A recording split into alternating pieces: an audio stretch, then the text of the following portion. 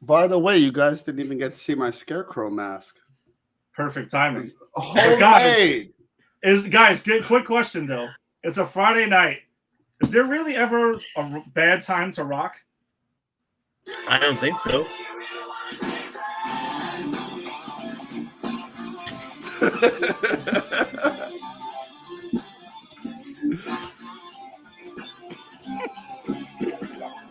Make a move extreme. Shortcut to your dream. Go straight to the stars on a flying thing. What's up, everybody? Welcome to a Friday night dance party edition of Granny's PhD. We always wind up dancing when we do Friday shows. Always, without fail. How could you not? Turns into 1998 all over again. So, welcome. We're at episode 53 of Granny's PhD. We got a super exciting show tonight. We're going to be talking about some trailers that dropped for Doctor Strange and the Multiverse of Madness and Moon Knight. Dropped during the Super Bowl last Sunday. We're going to be talking about the season finale of Peacemaker, which is why we finally got to open up with the awesome theme music for it by Big Wham. And then we'll be talking about the Dark Knight of our movie for the week as we continue our Batman rewatch. And super excited to talk about it with you guys. With me as always is Jason. What's up, dude? What's up? Good to be here. And also who's becoming the Granny's PhD regular, Rick. What's up, dude? What's going on? Tang! Woo! Tang! Just cuz. Why not? Do I'd love a Wu-Tang song sampling this song? How awesome would that be? Oh, the RZA needs to do the music for season 2. Yeah, oh, that'd be awesome. Can't wait for season 2 as it is. But... All right, so that was a pretty exciting intro there. But yeah, we got this tonight, and then right after us is A to Z. So we got a Pop Culture Pros doubleheader. So enjoy yourself with us, and then check them out because they got a lot of cool shit planned for their show as well. So, all right, I guess, Jason, I'm going to start off with you quickly. When did you see the Super Bowl trailers that we're going to refer to tonight? Because I can't imagine you were tuning in for the Super Bowl, not being a sports guy. So picture this. I have like all my boys over watching the football game, right? And I'm like scratching myself and I'm like, yo, where are the wings? No, I had to look at them on YouTube after you texted me about them to remind me that we were starting the show with it. Because I had actually, until you mentioned, I forgot it was Super Bowl Sunday. That's fair enough. I mean, why not? It's like I don't get my guy card. I'll never get my guy card because I'm not a sports guy. You know what I mean? No, listen. There's plenty of guys who aren't into friggin' sports, so who really gives a shit about that? That's all good. Rick actually told me that he saw the trailer and couldn't focus on the Super Bowl afterwards. Priorities, my friend. I love it. I was at Jason's party and I was rolling the keg out of the closet. Fucking trailer comes on. I'm calling Eddie, but he's too busy watching football. I don't get it. You know,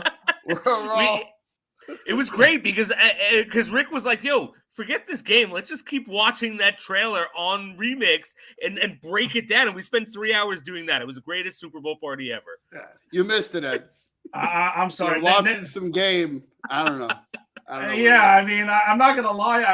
There was a couple things that happened in this trailer that I was thinking about during the game, and I'm like, let's see, why is he there? What is going on here?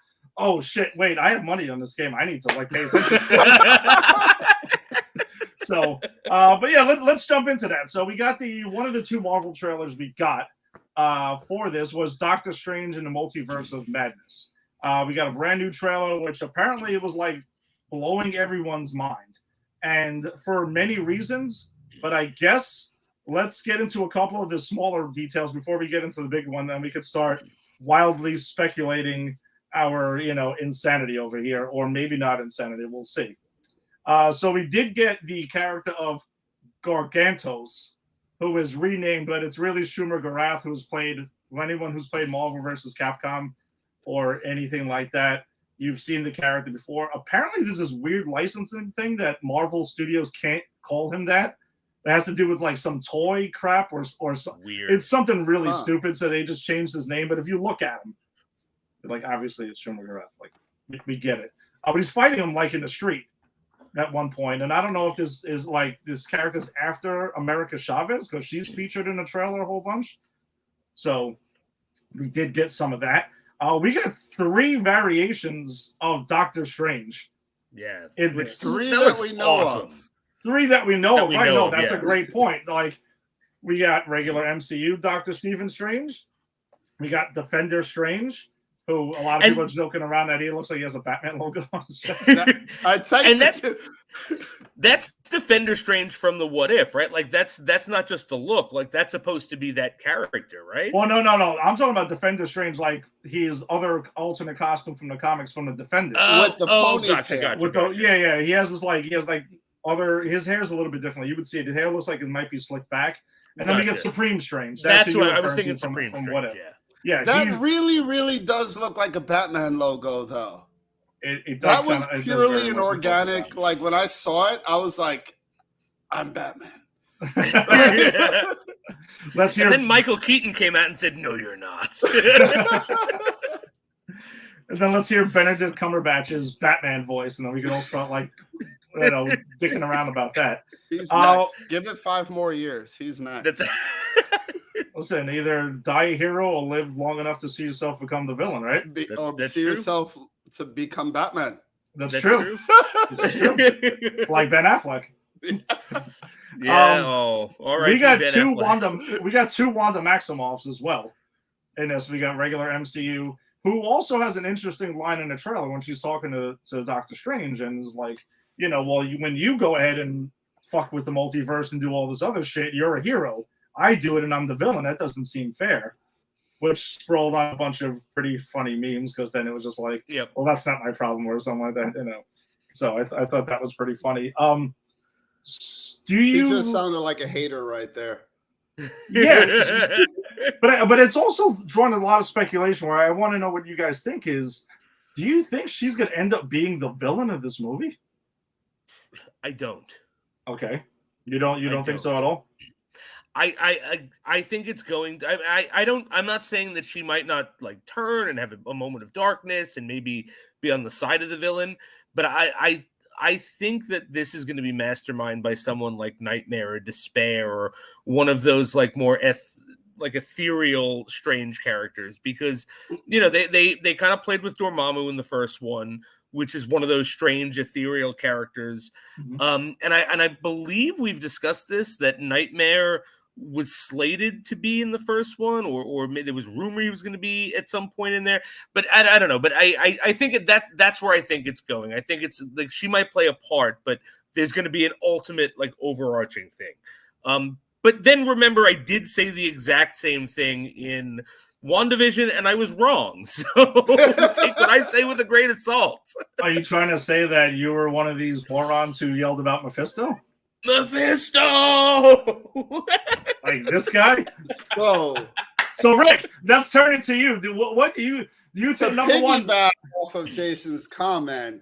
Okay. As I shared on Granny's Peach Tea's Facebook page, a photo, of the cover of the Book of M, where Wanda's turning into blocks, just like Stephen Strange is turning into blocks.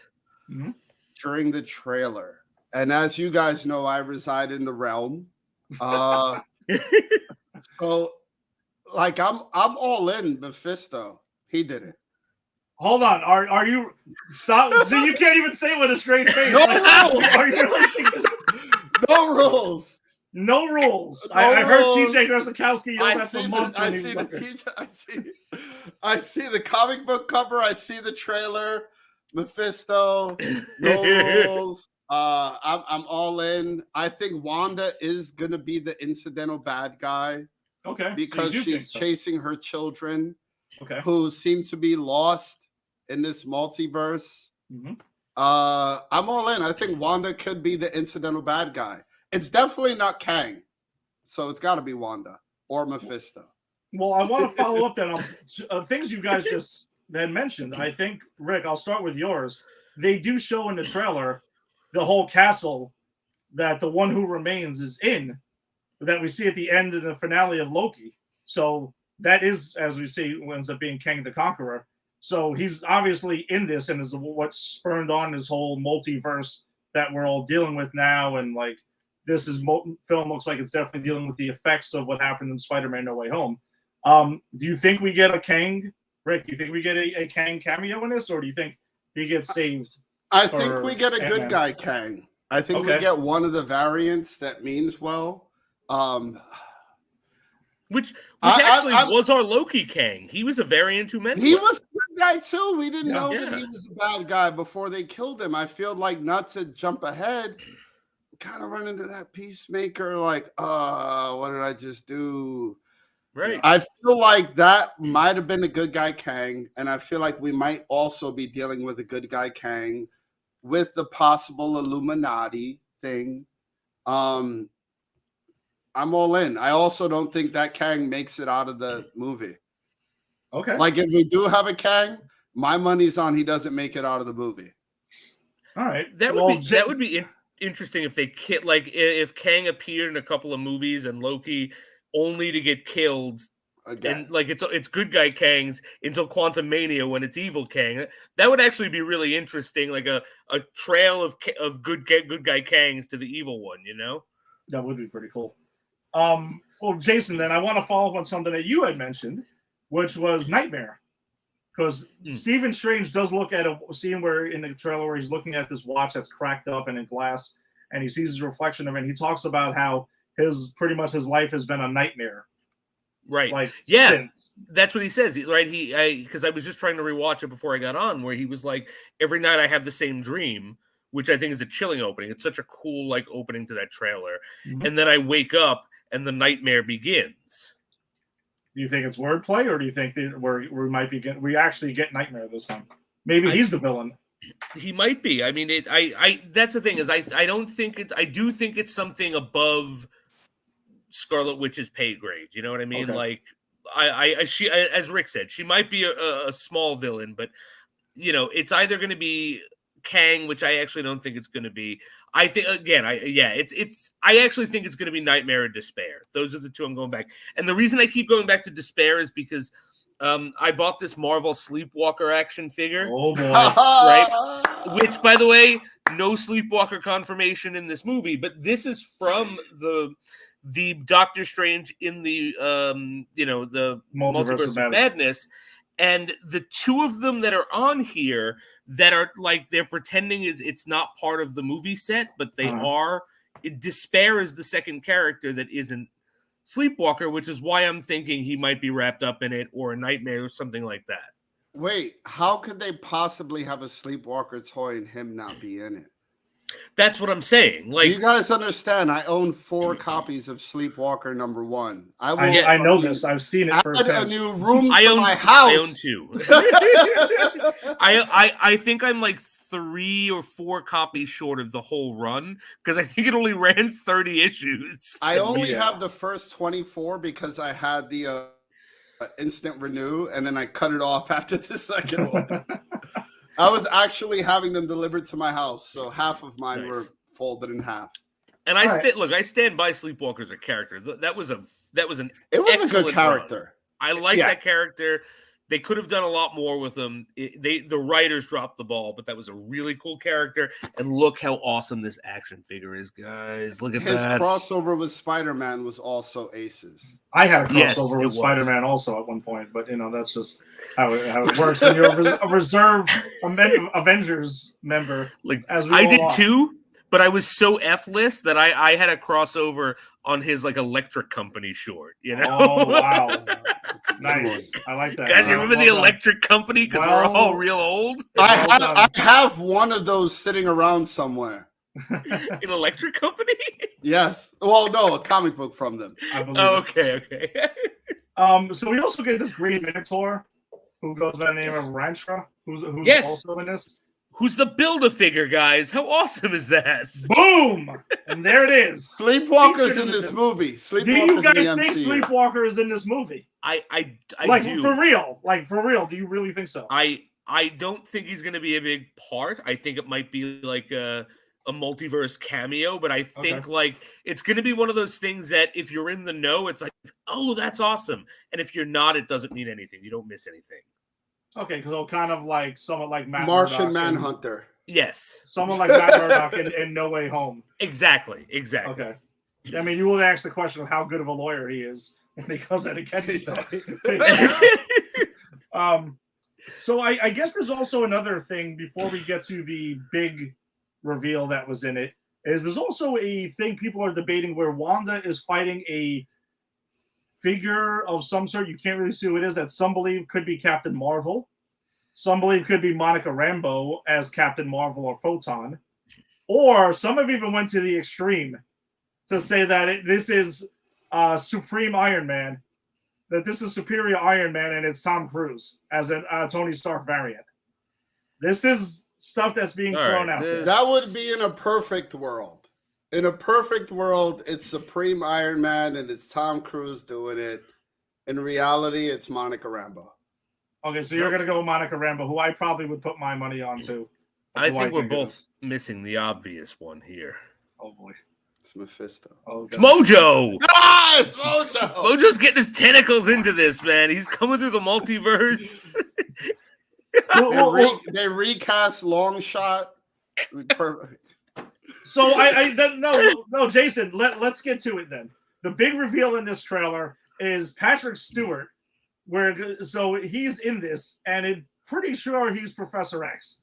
He's back in it. It looks like it's over his left shoulder, where Strange looks like he's going into facing something where he's like kind of facing these people in chairs who seem to a lot of people believe are the Marvel MCU's Illuminati, which in the comics he is a part of.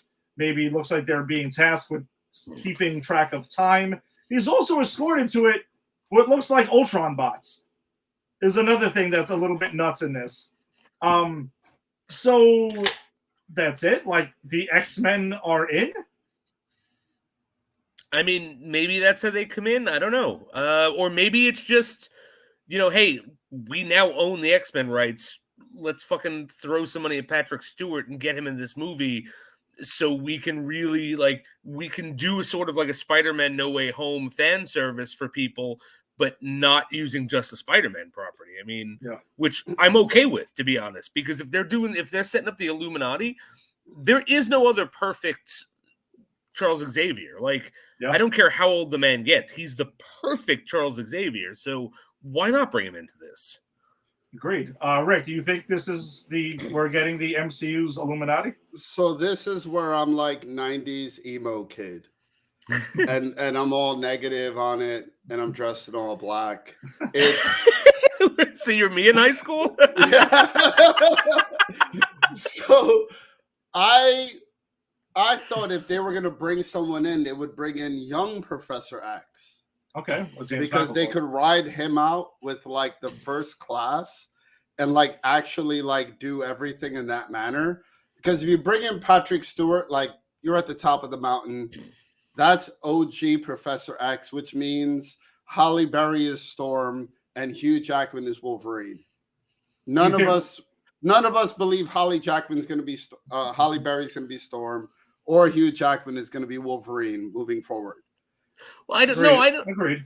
I agree with you 100% on that. But I don't think that has to mean that, because this literally could be a Professor X from another multiverse that's not the X-Men. Like, they could spin this in a lot of ways. We'll end up with the Boner issue if they do that. Oh, Matt Boner? Right. Like, oh my God, that's Quicksilver. Well, oh my God, Quicksilver's in the MCU. The X-Men are in the XP. Okay. Well, so I think this. That's why I'm being emo kid about it, is because like all of the things that I want to believe, they've already done it. So I think that this Patrick Stewart, Professor X, like we might just get kind of a one-off here. Yeah, that's what I was actually going to say. For sure. I think this is the only time we're going to see it. This is their opportunity to give us Deadpool. Well, I was going to get to him in a second, because that's another thing people are going. Yeah, that's what I think, that this Patrick Stewart being Professor X. Yeah, that's what I think is leading towards. That's why I'm emo kid about it. That's why I'm not super pumped and like swinging pom poms. Because if I thought we were going to get Hugh Jackman and Halle Berry, and Deadpool, and it was going to be like the X-Men that we want. And Ian Cummings is playing Nightcrawler, and He wrote it Life back to is Ian Perfect. I am invincible. Exactly. Well, I was gonna say this, and I can't let myself up for that kind of loss right now. Well, Rick, what I was gonna say is this, though. I do think that this is Patrick Stewart playing Professor X. I don't know which Professor X he is, because as Jason was saying, it could be any of the ones. He looks like he's dressed like the Professor X for Days of Future Past. Like, he kind of looks like he has that kind of thing. He could be that version. He's obviously not the one from Logan because he's dead. So obviously he's not dead. Right. So we can rule that out immediately. And he's also not the one from Days of Futures Past because, well, you know, I don't think Doctor Strange is around in Days of Futures Past. You know what I mean? Because but I think that was like an apocalypse scenario. No, I get that, but I also do think that there's a chance, like No Way Home, where, remember, we got Dr. Octopus plucked from the ending of Spider-Man 2. Fair enough. Remember, Green Goblin was dead also, but he got plucked also from a certain point in time. Okay, so I think that's what we're getting. And I do agree with you, though, Rick, that I don't think this means we're getting the floodgates are going to open and Hugh Jackman and everything else and blah, blah, blah.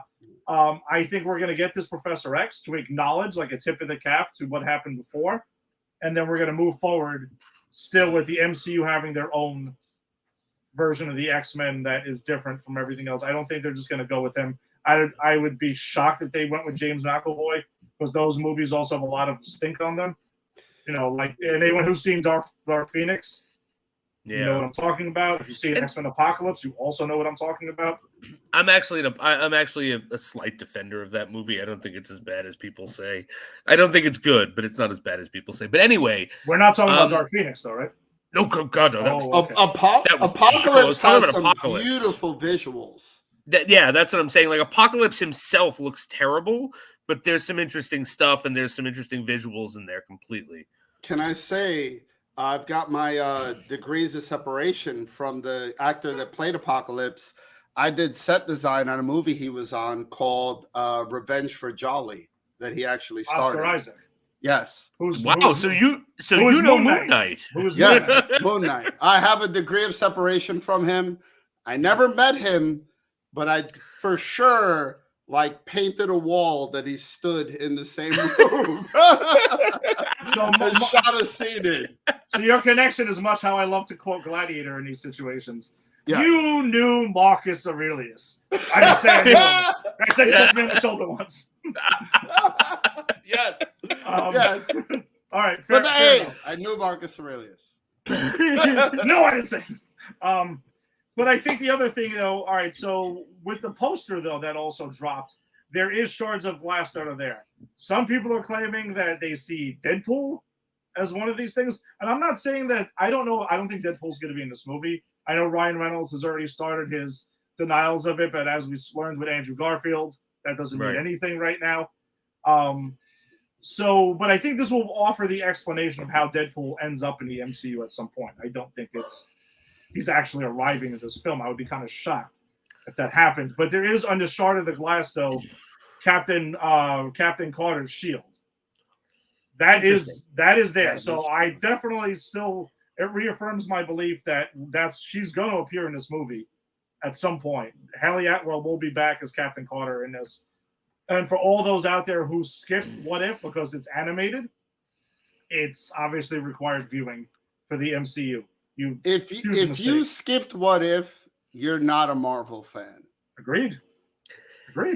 Yeah, I mean, you at least had to have given it a try, dipped your toe in it, because that's What If is actually one of the things as a Marvel fan I collected religiously. I went through my comics. I have so many goddamn what ifs, and it's what ifs to like stories I'm not even aware of. So I only know the what if version of those stories. There's so many awesome what if things that are out there. And one of them I wanted to get on digital that came out much later was what if Peter Parker was the Punisher? And he has him in a black suit with the white skull, and I guess that's how he avenges Uncle Ben, where he decides to really go insane like Frank Castle route. Which I got to just get around to stop bullshitting and already get it. You know what? I might just send you pictures of it because I have that issue. Oh, nice. My favorite what if is what if Spider-Man kept the cosmic powers. Oh yeah. Oh, that's a crazy good one. and all Yeah. that. Yeah. Where he literally goes Luke Skywalker in the books. Yeah. Like he's just too powerful. It's amazing. And they acknowledge that in the comic book version of Spider-Verse because one of the Spider-Man variants is Peter Parker keeping his Oh, powers. that's so cool. Nice. Yeah, no, they definitely tie back to that. Also, some of the variants in the comic book version is Andrew Garfield and Tobey Maguire. That's at really one cool. point. Yeah, That is cool. the comic holds super nothing cool. back. They acknowledge everything. So, I mean, That's awesome. yeah, they really go. And I don't think Tom Holland was actually even existed yet in that drop, if I remember right. So, otherwise he would have got in there. And I guess briefly we can just talk about the Moon Knight trailer, which is only a 30-second Super Bowl spot. I mean, the cool things I saw from it is that visual on his arm where he has like the time thing where it's in movement and clicking around. Yeah. And the cape being shaped like the moon when he's like jumping off something. I thought that was bananas. Like I'm so excited for this freaking show. It's especially now we have no streaming show because Peacemaker is not there. Yeah. Yeah. Rest in peace. R.I.P. But Rick, did the Moon Knight trailer get you more excited for the show, or were you kind of already there, like you're already hyped up anyway? So as you guys know, I avoid trailers when I'm all in already. Yeah. Right. And Moon Knight, the trailers is so good. I have maybe like 12 or 13 random issues of Moon Knight. So I've definitely been like digging in the crates of my comic books and like searching into the wikis of all these characters. So like Werewolf After Dark, like all these other characters that are involved. I'm so excited for Marvel to. I would have never imagined 1993. I'm like buying comic books in the store. Yeah. I would have never imagined that in a million years that we're at the point to where we're getting a Moon Knight series. For sure. And everybody's salivating for it, not just me. I would have never imagined that. That's an excellent point because Moon Knight's a very like niche character. Like you know, he's not on the. He is like Sleepwalker, like Darkhawk, Wonder Like Man, Blade. who dies every issue. Blade. Yeah, so I mean, it just goes to show you, like, when a company puts forth the effort, understands their characters, understands what the fan base wants, but mixes it around with what the general audiences want. You've gained the respect now, where everyone's like, anything you pump out now, everyone's excited about.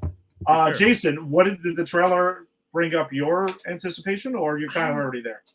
I mean, I'm really there. I mean, the trailer got me more excited, but I'm so super excited for this. I mean, I don't even know Moon Knight that much. Like I never read a comic. I know Moon Knight from when he shows up in like Spider-Man video games I've played. That's my extent of Moon Knight. Like Ed, you were the one who told me that he has like the multiple personalities. I'm like, wait, what? That sounds like something I would really like, but I'm super excited I love Oscar Isaac. I'm glad he's getting a redemption because, Apocalypse, I like certain things about that movie, but he was misused. I'm not going to say he was bad because he's a great actor. He was misused.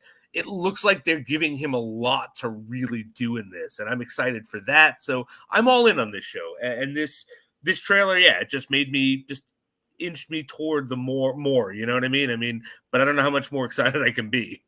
No, that's fair enough. The other things that I pretty excites me for Moon Knight, because Kevin Feige has done interviews talking about this right now, is the fact that he's talking about how brutal the show is. Like it's going to new territory for the MCU, at least, not for what we saw on Netflix, because we saw that they would pretty much go R-rated on Netflix. I mean, if they didn't, they were just pushing the limits of PG-13. That's where I'd have to say. And then Oscar Isaac is talking about how this is the biggest character study since the original Iron Man of any MCU character.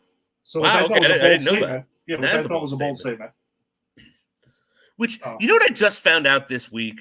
and everyone probably knows this. I'm probably like really behind in this, but that last moment of Iron Man where Tony Stark says, "No, forget it. I'm Iron Man." Fucking Downey Jr. improvised that, and they just like rewrote future MCU stuff to like fit it. Okay. Yeah. No. So, that's. I don't know. It's awesome that Robert Downey Jr. like literally shaped the MCU like that. Yeah. Not if I had to. And remember, like the reason people are all excited about Tom Cruise maybe being an alternate version is because he was up for their part as well when they decided to cast RDJ. Oh, okay. I don't think Tom Cruise would be a bad Iron Man, but I don't think he'd be anywhere near as good as RD.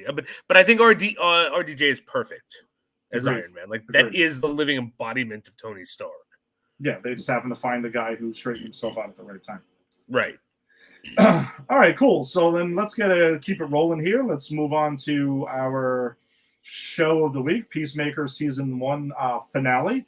And we also have a special guest joining us. Rick will probably try to pop back in when he can. We got Tim. Tim. What's up, guys? What's going on? Not much, man. How's it going? It's going. All right. Better than it not going. I miss Doctor Strange, and I was just going to say that if all those rumors are true, I don't know if I can handle that movie. And my head might just actually explode off my body if all that shit's true. Tim, if I see Sleepwalker, I'm going to scream like a child. Yeah, but what about? I'm telling you this because we might be seeing this together. But did you talk about the animated part of it? What, for Supreme Strange and Captain Carter? Or they're even saying that it's possible that the Professor X is the X-Men 97. I heard that one's going to be in there too. I haven't heard. I can't say that I've seen that somewhere. Someone said that one of his multiverses that you're going to pop up might be X-Men 97, actually in the cartoon because they were showing frames of cartoons and shit going on. I was like, oh, that's just not right. So we're going to be in the theater and we're just going to hear. I would say that I think that they just got to be careful again, not to just go fan service bananas and with no reason.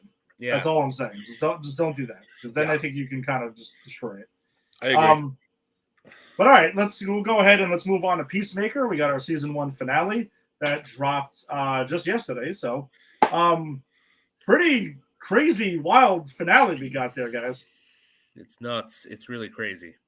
I watched the ending like 3 or 4 times already. Laughed every time. I watched the show in entirety. I had to watch it again just a little bit before we came on here, because I usually will always watch it. My fun time to watch it and fan time, and then just note-taking time. This constant pausing in between scenes and shit like that. But all right, let's jump right into it. We get Peacemaker and Vigilante pretty much just making a bunch of fart noises at Bayou as she tries to apologize to Peacemaker for throwing him under the bus with the whole diary thing. And the best one was after, like, I don't know, an eternity of them just making those fart noises, they quiet down and John Cena goes, I'm sorry, you were saying something? And Adebayo stupidly tries to talk again. They just start up again. It was so goddamn juvenile. And I just love how Vigilante just like co-signs on all of this and jumps in with it and is just like, yeah, whatever, man. Like, let's do this. It's like, well, my best friend with like my 5th best friend Adebayo. Like, what?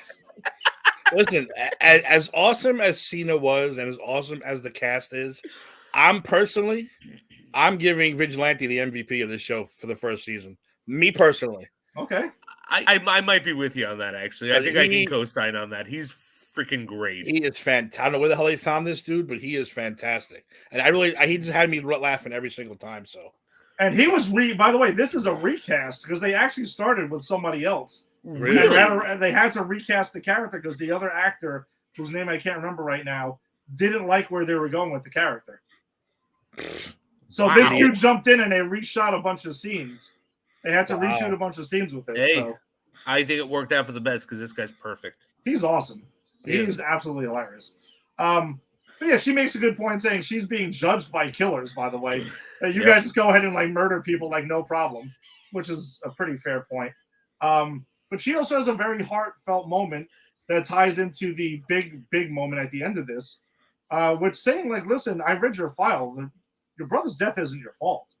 Like, totally mistake. Yeah. Like, stop letting this one moment in time that you've had your vow and you've used it to motivate you to define everything that you do, man. Like, you know, like, just do what you want to do. I love when she says, like, you know, fine, don't forgive me, but forgive yourself. Like, that's a really nice moment. No, agreed. But yeah, so then we keep moving on to where there's another important scene where we find out that the team Vada Bayou got a bunch of these various helmets. Now there's nobody tracking them anymore, and they come into some huge play in this episode, this finale. There's an anti-gravity one, which floats away. Okay, which I thought was hilarious. So stupid. It's so funny. The human torpedo one, which really comes in handy when Adebayo gets a hold of it at the end, saves the day. I love, and we'll get to it when we get to the end, but I love that kind of like bait and switch where she comes in and she's like, activate human torpedo, and he's like, no, don't do that, and then she just knocks herself out, but then it comes back like later at the end. It's such an awesome like turnaround they had. But you knew when they mentioned it, you're like, all right, human torpedo is so ridiculous that you know this is going to come into play. I knew exactly how it was going to come into play. That's the thing. It didn't matter. It was just like I just want to tip of the cap to how clever it was of mentioning its rule of threes. You mention it, but don't use that. Mm-hmm. Oh God, I told you not to use that. To all right, I'm gonna make you use it because now is the time. It was clever. No, absolutely. And then I think the other one that comes into play, well, that doesn't come into play, is the one that apparently gives people the scabies. Scabies, yeah. Which, and within like a 3 or 30 mile radius or something. I think it was a 30-mile radius, and he says except obviously the wearer.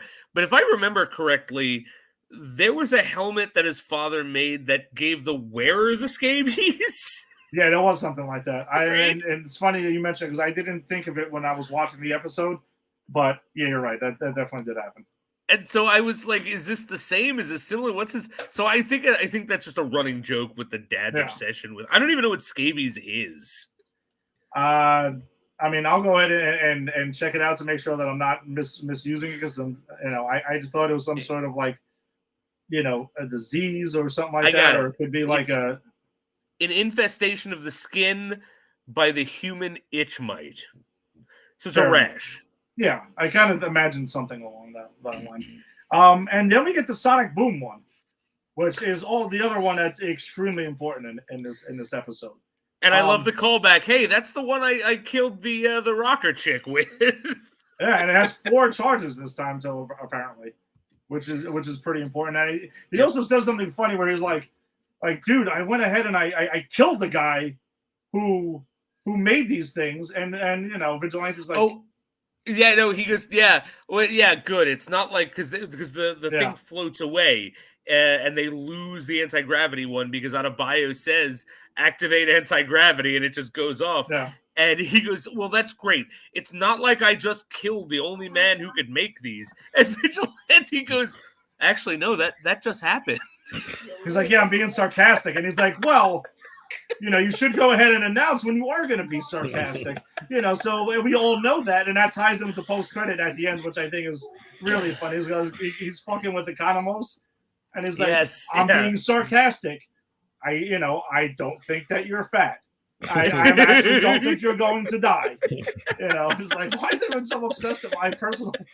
It's great. But we also get a Green Arrow reference in this scene. So the Green Arrow is part of the DCU again. I love that. Like, I was explaining this to Walter today in class because he hasn't watched this yet. Oh, but he knows he doesn't mind spoilers, so he knows what happens. And I was trying to explain to him without too many spoilers that yes, this is a running gag that Peacemaker has, that every time he talks about a superhero, he says something ridiculous about them. And what was the one with this one? He goes to brony conventions, but he's the ass end of the pony, and he has like a huge hole in the anus, and like Vigilante's like, it probably helps him breathe. Yeah, and Economos co-signs and he goes, something that's right now. I've kind of heard about that too. That's definitely a thing. Everything else he has said has been bullshit, but I've heard that. That's I've true. heard that, but he also talks about, he also mentions, which comes back to be later. He also co-signs in the Aquaman fucking fish thing. Yes, he does. So apparently he's Economos has heard this too about him. But they also say in the beginning of the episode where Waller gets a phone call from Adebayo and from Harcourt saying, "Hey, why don't you just call in the Justice League?" And it's like, "No, I'm serious. That's the case." Yeah. And at the end of the episode, that does come back around to pay off in ways that I don't think any one of us actually imagined was for 2 seconds was actually going to happen. Never expected to see any of the Justice League there. Never expected to see this touch with any of those higher class DC movies. Never expected this running joke to actually have a punchline. No, not even imaginable. We could save that for a second. I know Tim was excited about this, to say the least. I'm going to say, but yeah. So Eagerly takes the helmet and drops it off. They need to go look for it. And Vigilante also has another great line where he's just like, Peacemaker's such a good guy and everything like that, but he just puts way too much faith in Eagly's abilities, to actually do shit. His one fatal flaw. Only one. That's it.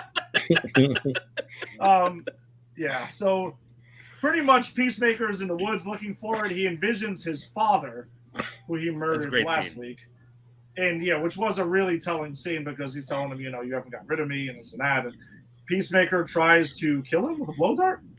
But I love that moment because he's like, where's my blow dart? Oh, why are you going to use the blow dart when you've got your piece on you? He's like, because you are a symbol, right? And the butterflies are real. And if I shoot you, the real butterflies are going to come.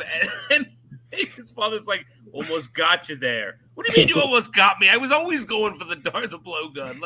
I love that interaction, and I love Peacemaker being really smart in I know this is a PTSD hallucination, and I'm going to treat it as such, and still act like it's real. I don't know. I thought it was just a perfect sort of balance it makes. Yes, it was. And Harcourt walking in on it, by the way, and actually seeing how further fucked up this guy is. Yeah. Because he acknowledges the whole thing like it's not like a problem or anything like that. But it also helps them find the helmet that they were looking for, coincidentally. Then Peacemaker goes ahead and kills a security guard, stabbing him right in the fucking head, to go ahead and get a security guard costume for Economos. And then we find out another interesting tidbit of information that apparently when people die, they shit their pants. Yes. And it sometimes is diarrhea. Which, I love the dialogue because it was like, well, wait, I don't want to wear someone's diarrhea pants. Well, I never said anything about diarrhea. Was it diarrhea? Well, yeah, it was diarrhea. It was just the back and forths. I don't know. James Gunn is just so good at that. Yeah, like a lot of other shows, it wouldn't work. But it works. Right. Discussing the pants wouldn't work on other shows. It works. Everything in this show worked. All that little minute conversation that they have, it works perfectly. Because it's totally of the show. It's totally consistent. That's the draw. Especially now, there are so many superhero things. We're inundated with it, right? So you have to always continue to do something fresh and new, and this does that. Yeah, no, you're right, and thank God for that because we have a show. Yeah, right. Exactly. So Economos goes, and his whole thing is to take this sonic boom helmet and bury it into the barn where we know where the cow is. And then he goes in there, he gets sight of the cow, which is completely massive. Freaks the fuck out and runs out. And then it's stopped by one of the cops who we know is a butterfly now. And it leads to another really interesting moment with the character where the butterfly asks him, why would a human do that to his beard? It's my favorite moment of the episode, to be honest with you. It really... Go ahead. You can jump into it. Because it's a lot. Because this is a guy who, they've been fucking with him about dye beard for so long. And he's scared, right? He goes down there, he sees the cow, he freaks out. He's like, I'm not going anywhere near this thing. He believes it, and he goes back upstairs. He's not a field guy, he's a tech guy. And nice. Sorry, go ahead. And when he is confronted with this, because on his way in, they kind of call it, because it builds on it. They call him on it where that same cop is like, why are you going in there? And he's like, because of this bag. And he goes in, like, and it works. And he goes inside and he's vomiting because no one can believe that worked. And when he leaves, like, I guess he just goes, I'll just be honest. But they're like, tell me something. The human you took over, why did he do that to his beard? And he was like, he felt that by dyeing his beard, it made him look younger and more attractive. But then he got lazy and wrapped up in his job, and he couldn't keep up with it. And so it started to go down. And to be honest, he never thought anyone was really noticing or really noticed until recently when someone kept pointing it out. And I'm not even doing it justice because there's so much more in there. Like, he says something like, well, he says he's severely underpaid. That's it, yes. The Flaming Hot Cheeto got me for a second. Because, sometimes people just randomly do that. He says he was severely underpaid. He bought the cheapest dye for that. That's it, yes. And then we find that he should have spent a couple more bucks on L'Oreal and, done the job. But yeah, it's like he never had a girlfriend and stuff like that. And he starts spilling it all out there because he thinks he's going to die. He thinks he's fucked. And that's it. And then Peacemaker's reaction and the team's reaction on the other end is a lot, because I think Peacemaker's realizing, like, dude, I really fucked with this guy. Like, his actions, he's seeing what they caused. Mm-hmm. And I think that was really good. And here's what I really love about this show is it knows when to be dickish and it knows when to be forgiving. Yeah. Because I think a lot of other shows written or helmed by people who weren't as good as James Gunn would have, the reaction of the team would have been to make fun of him more or something. You know what I mean? Yeah. But the fact that even Peacemaker, who is bullied for being a bully, as we know, is like, oh, wait a minute. And they all have this like moment of recognition and they don't fuck with him afterward. They're like, they get out of this and they're all still friends and they're all, you know what I'm saying? Like, there's no bad blood. They don't mess with him some more about it. And I thought that was like a really understanding the importance of when to keep what tone, because I think if they just bullied him some more, it would have like made the characters too unlikable. Yeah. Well, he goes ahead and apparently the sonic boom charge, someone finds the helmet. One of the butterflies finds the helmet. They all start charging him. He gets attacked by the butterflies. They're all jumping all over him. The sonic boom thing is taking out a bunch of them. Barn's falling apart. Butterflies are dying.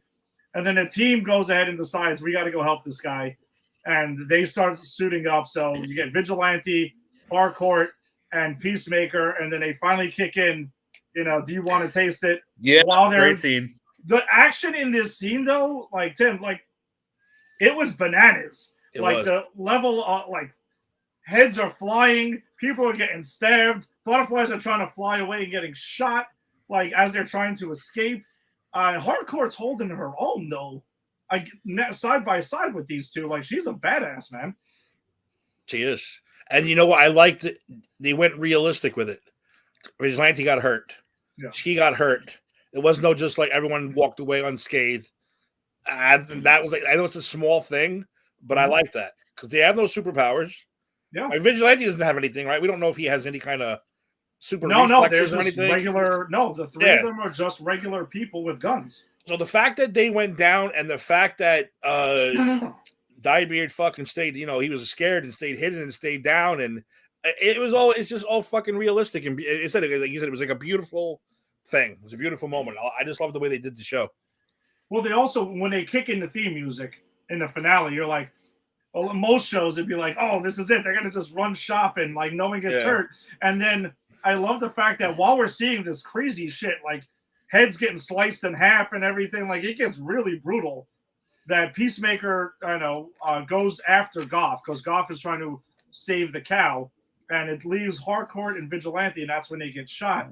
But then I love how the song starts like it's almost like a record breaking and starts like misplaying out of nowhere, and she's bleeding out of her mouth and everything. Did either one of you guys think do you think they were gonna like kill one of them at any point, or you just weren't buying it at all? I actually thought when she was bleeding out of her mouth, I was like, did a butterfly get in there? Because it was very similar to when we saw Officer Song had taken over. Yeah. And yeah, I actually did think that she was in danger of dying. I did. Okay. Tim? I thought she was a butterfly was going to take over, Yeah. and like she was going to be a butterfly for the next season. Wow. But be like a good guy. Yeah. Like join the team as the butterfly, but Yeah, still that's have what I was thinking. Harcourt's memories and mannerisms. So she'd still be Harcourt, but a butterfly version of her. That's what I thought was going to happen. Yeah, no, and that's something. Then we also see that a butterfly pretty much tries to go into her mouth, but is saved by Adebayo, who Adebayo realizes like the team needs my help, and she has a great line where Economos is like, "Where are you going?" and stuff like that. We were supposed to hang back, and she's like, "No, I am made for this shit." After all the conversations that I've had recently, she's got her guns, and she's like, kind of like thinking, "Fuck this! I'm Amanda Waller's daughter." Also, like, let's go, and she starts really kicking ass. I love when she shoots that one, right? Fucking, it's fantastic. Yeah, she grabs one of them, boom, like just, and she saves Harcourt and takes it out of her mouth. But Economos goes to help quickly and bust his ass over the first log that's there. And it's like a bone sticking out, like Bloodsport style. Mm-hmm. Like it's pretty gruesome. And again, I actually thought for a second he had like caught in a bear trap or something. Yeah, because it was, and he was like, "Oh fuck." But then he does limp all the way over to Adebayo and gives her the helmet, which is awesome. The human torpedo helmet, which she goes and takes to go ahead and to help out with the cow, because then it cuts to Peacemaker, who was there, and she's trying to dig her way down there. But Goff actually saves Peacemaker out of the rubble he was in, because he fell into a collapsing barn that was there when he was going to try to go ahead and get to the cow. But then Adebayo goes ahead and uses the human torpedo and totally misses and knocks herself out, which I think was hilarious. But then Goff and Peacemaker, they have a quick fight, but then she kind of like tells him, "Chill out, I have no reason to fight you." And we get the explanation from Goff to Peacemaker, which is a huge part of the whole season. She's explaining like, "Listen, our planet was fucked, that's why we left it. We came to your planet. You gave us a lot of things that we could sustain, except for the food, which is why we brought the cow." And then she's like, "We took a vow to make sure that would never happen again to anywhere else." And Chris is flashing back to his brother and everything else that happened with him, and he's connecting on a level. And I think Goff knows this, because Goff did spend time with Peacemaker, and she's even saying like, you're one of us. You took a vow to do things that other people can't do and everything else. And it's pretty much like, we're going to save the planet. We're going to save the human race by fucking taking over, because you guys don't take science seriously. You don't take a lot of shit seriously. Everything's a minor inconvenience. So we're going to kind of just run the show for you guys. Peacemaker, what do you think? Give us a hand with this thing. He thinks about it and is like, fuck no. He grabs the gun, shoots Captain Locke, who's by the cow, in the head, which is important, because when he goes to shoot Goff, shoots in the chest so Goff can still get out, because he has this connection with Goff, doesn't want to kill Goff, which we see more of later. But then also activates human torpedo to take Adebayo through the fucking cow, put a hole in the cow. Hysterical and brutal. Tim, did you see that coming into play? Did you think that was going to be that's how the cow was going to go down? Did you feel sorry for the cow also? I did not. Okay. I don't feel sorry for stuff like that. No, you know what? When he first explained finally what the hell they were doing there, I got a little annoyed. I'm going to be honest. I was like, that's kind of a cop out, kind of a weird. But then he started putting it together. Oh, they're Peacemaker. He's, we're going to do whatever it takes to achieve our goal. That's what I like. Okay, it's a sweet poetic type thing, which is why Goff probably feels that connection. So I was like, okay, I get it now. Because at first I was I don't know why I was annoyed. I was like, that's it? That's the reason they're going to save us by killing everyone? That makes no sense. But then I'm like, oh, it's the name of the show, stupid. It's like, that's Peacemaker. Yeah. I'm gonna save as many people I can by killing as many people as I can. It's like, all right, I get it now. I get what happened. I get the connection. Okay. So I was like, all right, I'm cool with it now. I was cool with it after I had like a 30-second brain fart. I was like, that's stupid. I was like, that's stupid. Oh no, wait, that makes sense. It was like that kind of thing. Well, yeah, she was trying to. Goff was definitely trying to connect with him, and also was thanking him for taking care of her. You fed me. You gave me a place, and that's why we find out she was doing the peace sign in the glass. To connect it. I thought that was really cool because I didn't see that coming at all. I was like, holy shit! And she also mentions, I'm going to tell you this, and you're going to want to join us, like Judo Master did. Yeah, which I like that because that ties up what he meant by that. Yes. How are those Cheetos, Ed? Excellent. Make sure they're flaming hot, but that's Judo Master style. So then the big moment comes where the team, they take out the cow, they get out of there. Vigilante, of course, comes walking out of left field. Hey guys, literally says, "Hey guys, what's up?" He goes, "This is just how this dude rolls." And then they're walking past, and they see the Justice League arrive. So part of the Justice League. Tim, you want to talk about this part of it? Because I know you were super hyped for this. Yeah, when you first see the silhouette of them, I'm like, oh, that's fucking cool. But there's no way that's them. Yeah. As you get a little close, you get closer, I'm like, that kind of looks like fucking Jason Momoa. But there's no way that's him. Even when he walked past him and said, "Go fuck a fish," I'm still saying, dude, there's no way that's Jason Momoa. And then, bam, I was like, it's fucking Jason Momoa. And I started rolling. Because in fact, he says, when he first said, "You dickheads are late," I started laughing. Like, that's a funny line.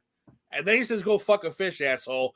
I was like, there's no way. And then I say, you see Jason Momoa's face. And he goes, and the fact that he curses, I'm fucking sick of that rumor. I was like, holy shit, this is fantastic.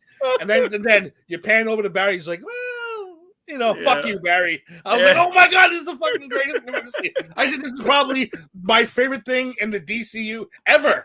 Ever. That's it. We won Tim over. The DCU has Tim on board now. That fucking 30-second bit. I was like, this is phenomenal. I fucking loved it. I literally watched it for like 3 times in a row. And then I came home and I watched it again. I was like, I have to watch it again because it's just fucking hysterical. So I even said, I wrote on my post, I had to write, "Bravo, James Gunn. That was fucking phenomenal." And they said, "Did you hear that Marvel shot that scene or something?" Yeah. So apparently, Rick has been unblipped. He's been unblipped, by the way. I thought Tim was here. I had to get back on. So apparently, what happened was Marvel, since they were doing Guardians of the Galaxy 3 at the time, Marvel went ahead and shot Ezra Miller for them, for James Gunn, and kind of did that. And it was kind of like a return favor because they did a favor for Marvel as well. So it's cool to see the companies working together. I'm sure there's some people on the internet who are going to run and be like, "That's it, crossover! It's happening!" Blah, blah, blah. Like, no, calm down. It's a professional courtesy. It's the same director. Not a big deal. They're not at war just like some fans are. No, you have to admit, Marvel versus DC would be like the grandest movie of all time. I can't disagree with that. All movies included. All movies. That's it. Well, first you got to give us our Batman or our Superman. They don't have them. True. They don't have them right now. That's a fair point. So pretty much then, right after that, the team goes to the hospital because that's what happens when humans pretty much just basically die. And then, Hardcore is taken in. Economos is taken over. He's getting medical attention. But then Vigilante is like, "Nah, I'm good. I just need a nap." I'm okay. Peacemaker's like, "Dude, you've been shot." Yeah. No, I'm good. And then passes out and, of course, falls over. And then they're like, all right, then, they take him away. But then Peacemaker has another discussion with Adebayo, which is really important. I thought it was really heartfelt. Like, the apology is there. And she's like, "I'm going to go do the right thing." But then Peacemaker says, "Listen, don't tell V, but, after Eagly, yes, you're my BFF."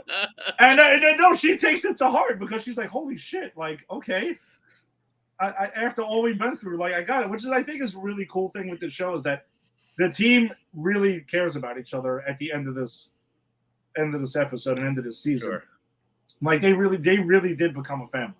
And I think that's awesome. But then Adebayo has a huge moment where she decides to out Task Force X and Amanda Waller, and we see Amanda Waller, another What cameo. the fuck? Not a good Yeah. idea. Not a great idea whatsoever, but I think the question, though, is, and Rick, I'll throw it to you, is do you think this, like, ends the Suicide Squad in the DCU? Because, I mean, everyone knows what she's been up to, what they're doing, and it's obviously wrong. And Peacemaker even looks at it like, yeah, you know, fuck that. Someone finally took down Waller. Do you think this ends the Suicide Squad franchise and we'll just get, like, spin-offs of individual characters? I think that it legitimizes the Suicide Squad franchise.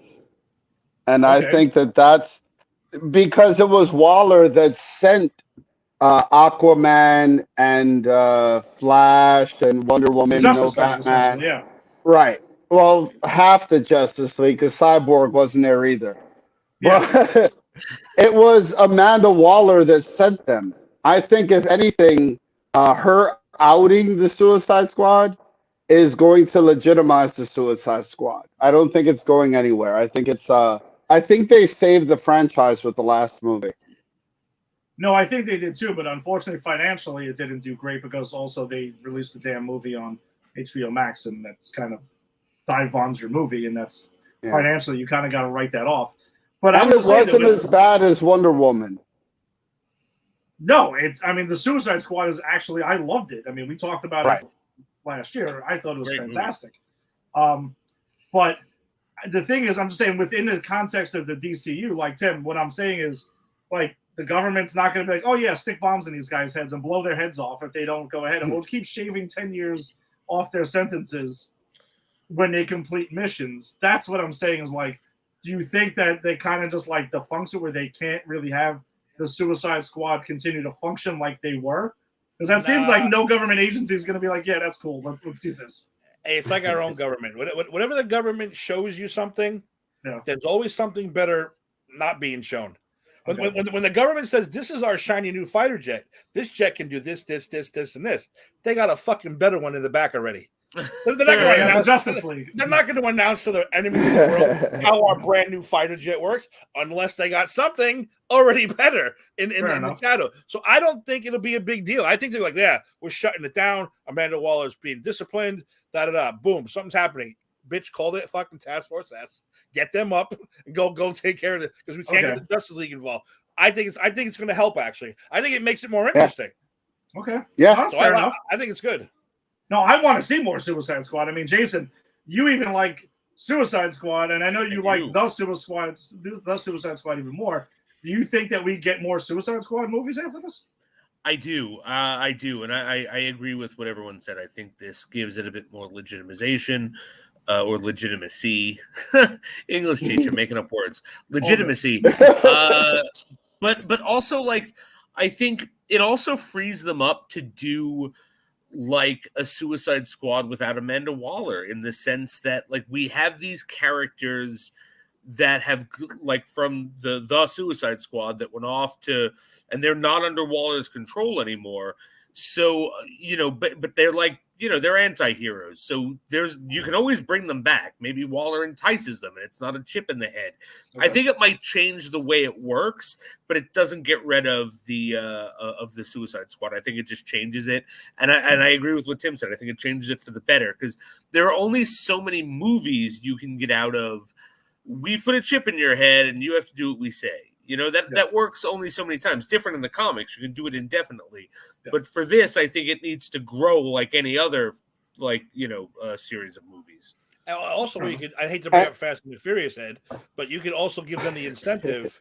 You do this for us, we'll sign a piece of paper saying you're free. You're free altogether, not just years shaved off anymore. But also, where else are you gonna put King Shark, Harley Quinn? These are characters that are not, because we have no Batman right now. There's no Batman right now. No, you're right. Until we see what happens in the Flash, into the Flash. Yeah. So where's Harley Quinn going to fit in? Where's King Shark going to fit in? Where's some of these characters only really fit good in the Suicide Squad? So I think they're going to have another one. Harley Quinn, they can just do movies, but I'm sorry. Right, that's true. No, before I was just saying, before we move on, in the comic books, Harcourt took over the Suicide Squad for a period of time. Yeah, no, which I don't doubt could be a thing. They've kind of groomed her to be a leader of this team. This Right. doesn't have a name, the Peacemaker team or whatever. And we're definitely going to see more of her because there's also a lot of rumors out there she's in Black Adam, that she's going to be appearing in that. So I don't know what her connection will be in that specifically, since we don't know that much about Black Adam besides the Justice Society being in it. And we're guessing it takes place over different periods of time. So that'll be interesting to see if that's the next time we see her. But we do see Harcourt here, who is at, Peacemaker shows up at her bedside, and she's like, finds out he's been there for days, and they kind of have a little bit of a moment right there. Adebayo meets up with her wife, and I think it's funny, her dogs are running there. One of them's dressed up, and they kind of have their, big kiss and like hello at the end of it. It kind of almost goes back to Belle Reve, though. Yeah. And he had the only picture he puts on his desk is the one that Harcourt took of them when they were rocking out in the van a couple of episodes ago. Tim, I'm sorry, you had something. Is it just me, or just the way it was shot? When Adebayo opened the door and her wife made that slow turn, I'm like, someone's going to shoot this bitch. I don't know I why. thought the same thing. See, just the way she made that slow turn, I'm like, oh my God, they're going to kill her. And then I was like, okay, no, they're not. I was like, all right. I don't know why. I just thought I'm good. Rick, I'm glad I'm not the only one. Did you? No, you're not the only one. Did anyone think there was going to be a bigger payoff with the wife being somebody else that we didn't know about, like maybe planted by Amanda Waller or something, or you kind of just thought it was the wife? No, I kind of thought it was the wife, but I thought she was getting shot or something. Just the way that the shot was filmed. It was shot from like the doorway far away. There was that slow turn. The two smiled, and I'm like, this bitch is going to get shot or eaten by something. And then when it didn't happen, I was like, okay, cool. I thought something bad was going to happen there. So nothing in this show was there by accident. I think if they're going to do a season 2, I think there's 2 things. The wife, like, she's still in the air for me. And number 2, Vigilante was like one of the best friends any superhero could ever ask for. So, and he still treats him like shit. So I'm not turning completely away from my Vigilante turning into a heel. Probably season 2. Okay. It's only so bad you could treat a friend. He's going to have to be the dumbest heel ever. That's true. The dumbest bad guy ever. But I think it'll be fantastic. But yeah, so we get Economos with the picture on the desk, but then we get Judo Master finding a bunch of the butterflies, and they're all dead, and he's crying into his flaming hot Cheetos, which, we see there. Which I also want to see more of Judo Master in season 2. I don't give a shit how you work him in. Yeah, this whole running gag needs to keep going because this dude is hilarious. And to be honest, like, I want more. I want some like character development with him. Yeah. I have a couple of dings for this season or this episode. Not many, but a couple. Yeah. And one of them is that I want to see, like, I don't get Judo Master's thing. I don't know him as a character. I think he's a great presence and the flaming Cheetos, and he has some great moments, but like, he doesn't really get to do much this season. I really hope they bring him back for season 2 and he actually gets to do something. Yeah, I kind of just took it as he was just a running like comic relief thing for this season. I mean, he's featured in I think the characters that are featured in the opening dance number, like, I think we're gonna be in season 2 and probably get more developed. We're gonna see more about the janitor that's there. We'll probably see more about Peacemaker's father's neighbor. I'm sure there'll be some connection there as well. And I think we'll definitely get more Judo Master. But Harcourt's doing PT. She's learning how to walk again. But then the big thing, though, is at the end of this, Peacemaker's back in his trailer again. Got his T-shirt rocking. He's with Eagly. He's got Goff, who shows up and feeds Goff. But then he's sitting there drinking a beer, and his father appears next to him again. And you can see he kind of like looks around. Eagerly drops another whatever, it's a raccoon or whatever. Like a Billy's possum. Possum. He drops that there, and he just kind of looks around and like takes a quick swig of beer, like, oh fuck, like, I'm just right back to where this whole fucked up shit is again. Which for me, the ending of this though is if they decided, hey, Peacemaker, that's it, we decided we changed our mind. This is a one-off. As much as I'd be upset, they wrapped up the story nicely. For sure. Where season 2 would be possible. I mean, there's plenty of shit to explore, but you do wrap it up in like a nice, tidy bow where this would be a really awesome story. But I personally can't wait for season 2 to get here already because I absolutely adored this show. And Jason, I can agree with you on the Judo Master stuff. There should be more character development in certain aspects. But everything else, this show, unlike I think any other show I can think of, makes you laugh your ass off hysterically for the insanity. It gives you great action. And it kind of gets you like choked up a little bit at times because it deals with some serious shit. For sure. No, for sure. Like all the stuff with Peacemaker and his dad, that shit gets me, man. Every time. Like I watch it, I'm like, oh my God, this is terrible, you know? Yeah, and there's a lot to deal with the character that have any of you guys didn't think so. Were any of you guys am I the only one here that watched Dexter? No, I've watched every episode at least twice. I've done. So this finality gave me the whole Dark Passenger thing, and I'm all in for the Dark Passenger. Like as long as it's interactive and it leads to something, I'm all for it. Okay. Yeah, I'm for it. Like if he has his father is a recurring character now, but like in his head, like which is what happens with Dexter, which I actually really love that aspect. That was James Remar, by the way. I mean, how could you not love that? Swan from the Warriors. Yeah, exactly. Raiden, let's not forget Raiden and Mortal Kombat Annihilation. Raiden and Mortal Kombat. Yeah, let's never forget that. How about let's forget that and move on? Because what else were you saying? I'm sorry. Yeah. but yeah, like if this goes forward and his father is like in his head and is visiting him, and because this show is also really good psychologically. It's very well written. I could see the second season having to do with him dealing with his own trauma that he had to kill his own father. I mean, yeah, I can see some of that. All right, Tim. So I guess just quickly, Tim, what did you think of the season overall? Like, is this fantastic? I mean, this is honestly probably my favorite DC anything. So far, I'm very critical of the movies, that. But this fucking show was it was acted phenomenally. It was written phenomenally. It had such great pacing. You were never bored. You wanted to hear what they had to say. They had like everything. Every episode had quotes coming out of it that you just couldn't stop laughing about. I think this is like a fucking brilliant show. Absolutely brilliant show. Great soundtrack too. Great soundtrack too. It brought back glam rock. Yeah. Nobody was going to bring back glam rock. Everyone forgot about 80s glam rock. And they were like, nah, we're bringing that shit back. Yeah, it was great. No, this is my favorite DC property of all the DCEU stuff right now. I thought it was fantastic. Rick, how did you feel about the season overall? Loved it. And coming on the heels of like Hawkeye, it was even better to see it was like a buddy team comedy. It was the parents beating on their kids and the kids rising up to be the hero. It had everything you could ask for.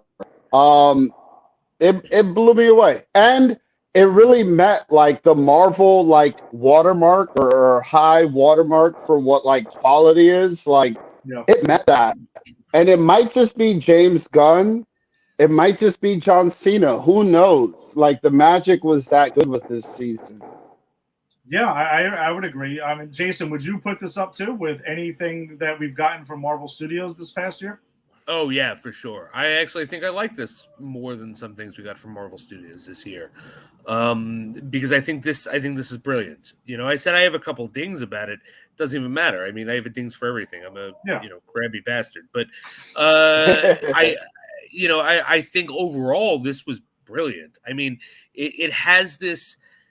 It juggles these two tones perfectly of smartly written drama with psychological backstory for characters and fucking fart jokes. You know what I mean? It does so many things that it plays against type in so many ways. Like Peacemaker is our titular character and he's not a hero. Even by the end of this show, he's not even a hero in his own head. He starts off a hero in his own head. By the end of this season, he realizes who he is. This is as funny as it is, it's a harrowing account of an incredibly abused child who grows up to be completely messed up and finds like this makeshift family and realizes that he wants to be better. You know what I mean? And this whole show has been him being better. And on top of that are all these funny moments. Like I'm just so blown away by how well it balances the comedic and the dramatic, and the comedic never seems forced or stupid, and the dramatic never seems forced or like shoehorned in, you know? So I mean, I would put this up there with like WandaVision, which I think was my favorite out of the MCU stuff. Like, I think I enjoyed it more than a couple of those MCU properties. So yeah, I think I couldn't love it anymore, to be honest. Yeah, and as much as we acknowledge that we like Titans and Doom Patrol and stuff, like, to me this is better. This is the best DC show that we've gotten. Period. I agree. Like, anything on the CW, anything, it's better than Titans and Doom Patrol. Not knocking them in any way. I just think this just upped the ante that much. And yeah, probably a lot of it's James Gunn. A lot of perfect things came together to make, a spectacular show. All right, so let's get to 2 comments quick before we roll on to our movie of the week. Teresa, what's up? I know he's here because that's Tim's number 1 fan now. It's my nemesis. My arch nemesis. He follows me from show to show. He follows me. And then we got Alex jumping in here. Can't believe we missed the Doctor Strange trailer review. Alex, I'm sorry about that. Check us out. Rewind it. When we're done, go back and watch it again. And if you really liked it, give it another view and watch it again. Just keep going with it. But we're going to be, just watch as many times as you want. Get that Doctor Strange trailer. Watch it. Tell your friends. All right. So let's get into our movie of the week as we continue our Batman rewatch, leading up to The Batman in a couple of weeks. I can't believe it's right around the corner, but we are at the 2008 Christopher Nolan, The Dark Knight, a movie that, this is a DC movie that Tim loves. but I don't consider it a superhero movie. No, and that's fair. Wow. That's fair. No. That's fair to debate it. And that's the thing. But there's a lot of people who would say that out of the comic book genre, this is like top notch. Like, this is as good as it gets. Wait. I know we're limited on time, but does that mean that Tim doesn't believe anyone that's not super powered is not a superhero? No, I just think these movies are more based in reality. Like, these movies are based on if a billionaire could actually do some of this shit. Like, that's how I see it. I just don't see it as like a superhero. I don't know. You're talking about the Christopher Nolan Dark Knight trilogy. Yeah, just that trilogy. Yeah. All right, it doesn't have the fantasy aspect. Yeah, to me, this trilogy is based on a guy could actually do this shit. Everything is explained. How many times do they explain shit in other movies? They never do. Yeah. It's just like hand waving. You have nothing in there. Yeah, I get where you're coming from with that, because with Batman, this universe of Batman, Superman can't exist in it. No, like Aquaman can't exist. No. Yeah. It's too based off reality. And they show you where they got the tumbler from, how he builds his costume. All the weapons are all accounted for. Everything, you didn't even have to explain. We have to order 5 billion of these to make sure no one notices anything. It's like everything is explained, not like fucking Adam West or the other one. Just like, dude, I have this stuff. I have it. That's the end of it. We made it all. So I'm just saying, when you think superhero, I don't consider this superhero movies. Okay. Let me tell you why I still consider this a superhero movie. Because in real life, a hero is a soldier, a cop, a fireman. These are people that a teacher, right? So these are people that operate outside of that. People that operate outside of that would be a superhero, in my opinion, in this universe. Like, Superman can't exist because you can't explain it. Yeah, I mean, like comic book related wise, I just don't consider it. When people say, "Give me your top 10 Superman movies of all time," I won't put this movie up there, even though it's a fucking phenomenal movie. Like, if you had to say what's the best Batman movie, it's this one. Simple as that. Tim, I agree with you because as I've told Ed, that this is in my top 5 favorite movies of all time. Not my top 5 Batman movies or superhero movies, because for me, I don't consider a superhero movie because I consider it a legitimate film by an auteur. Not to say that superhero movies aren't legitimate films, but I go to them because they're fun, right? I love them. They're obviously I'm on this show, so I do nothing but watch them and talk about them. But this is a different experience. This is Christopher Nolan is a very meticulous filmmaker who likes to explore artistic themes, which he does with these movies. That's why I'm with Tim. I don't consider this a superhero movie. This is an art movie with a superhero in it. Yeah. No, and I can understand that type of a lens of it, but I'm just saying, just considering it, the way I tie it in is it's based on a comic book property. Yeah, of course. So I'm going to do that, but yeah, it does exceed the genre. You can put this up against a lot of shit, except for the third one. Well, we'll save that for next week. That's what's so crazy. But we definitely have a super villain in this film, though. I don't think Heath Ledger's Joker, is he any less a villain than any Lex Luthor that we've met? Or Lex Luger? Either one of them. It could be either one. Oh, they could team up with that. He's not also Heath Ledger also has an iron forearm.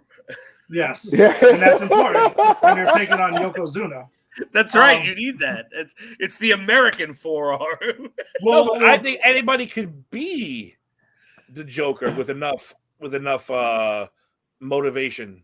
Yeah, with enough, like I said, sometimes they hint. I'm not going to get into this, but the little hints here and there with the Joker might have been a former soldier with PSD. Yep.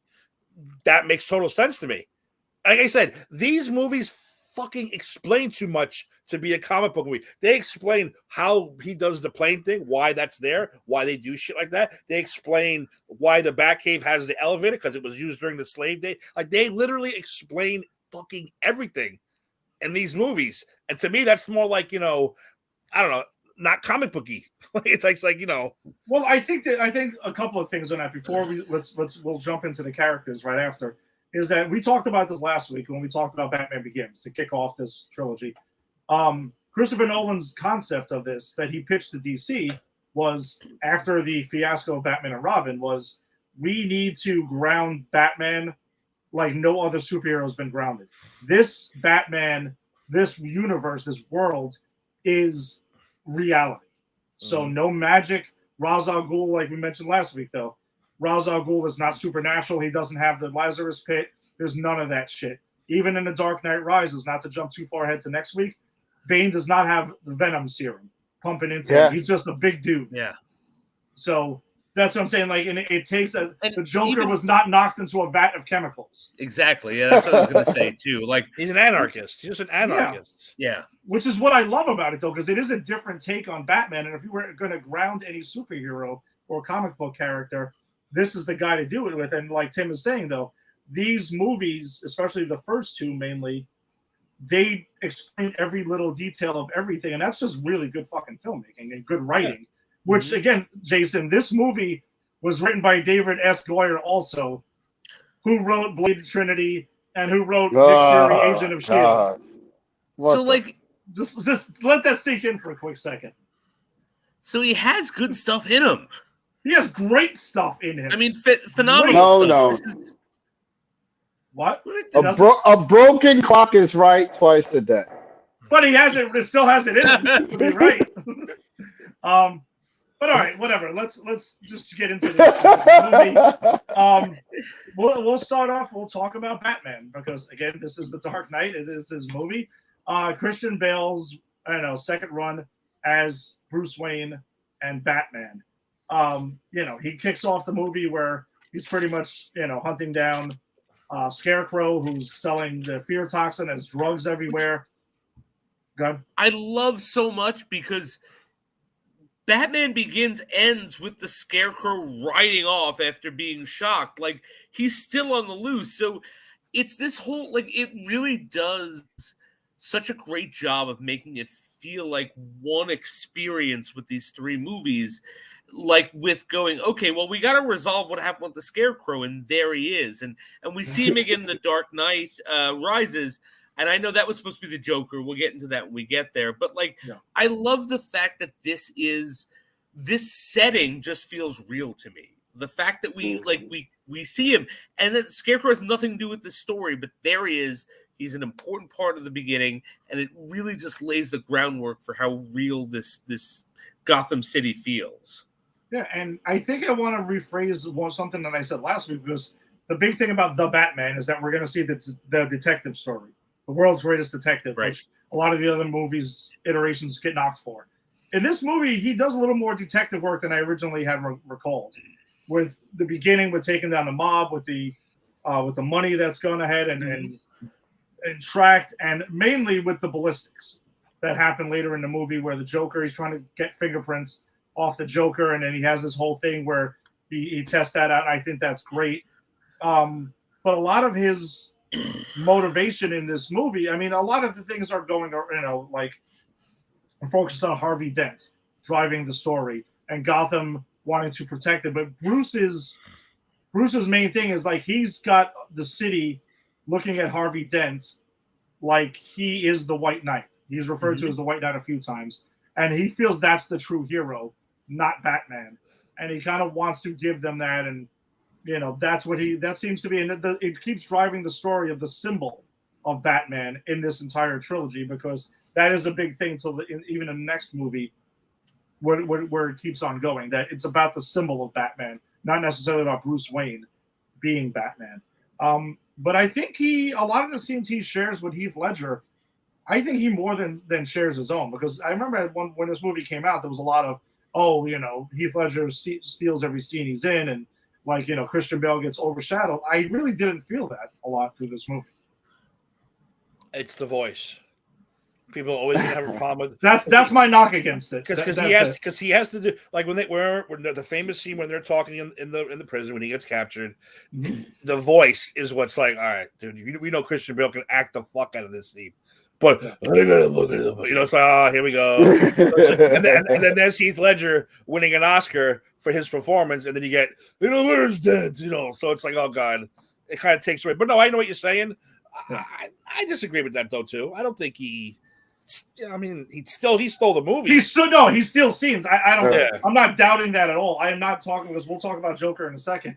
But I just feel like Christian Bale definitely held his own with a lot of the emotional scenes. We get some Bruce Wayne, who every time he's playing Dick Bruce Wayne with the mask on, I see Pat Bateman every single time. I feel like he's channeling his Patrick Bateman every single time he does that, and it just brings a smile to my face every single time, because I adore that movie. But I think there's one scene I wanted to ask you guys about with Batman. So when Batman meets the Joker for the first time face to face at Bruce Wayne's fundraiser for Harvey Dent, they have the standoff, and he drops Rachel Dawes out the window. Batman goes after her, and he kind of just tackles her in midair and kind of just lands on the cab that's there. And I guess it's his suit that's taking the impact. But did he not have the memory cloth to kind of like make it a glider and just kind of could have landed them a lot safer? Is it me? Look, that was a weird scene for me. Vibranium. I'm gonna throw this in. I'm gonna throw this in as a big defender of this movie. He wasn't thinking. Literally, he's throwing this fundraiser for Harvey Dent. The Joker comes in out of nowhere. Also, cool story, side story. Alfred was supposed to have lines with the Joker in that scene. And Michael Caine was so taken aback. It was the first time he saw Heath Ledger in the Joker outfit. He was so taken aback, he forgot his lines, and they kept it in. So was Gyllenhaal. Yes. When he wasn't supposed to grab her face the way he did, scared the shit out of her. Yeah, so, right. Again, great scene. Beautiful scene. But I think so, and then there's this thing, and then he drops Batman. The one thing that distracts Batman in these movies is Rachel Dawes, and I think he just dives out there. He's not thinking. He's thinking, I got to catch her and save us.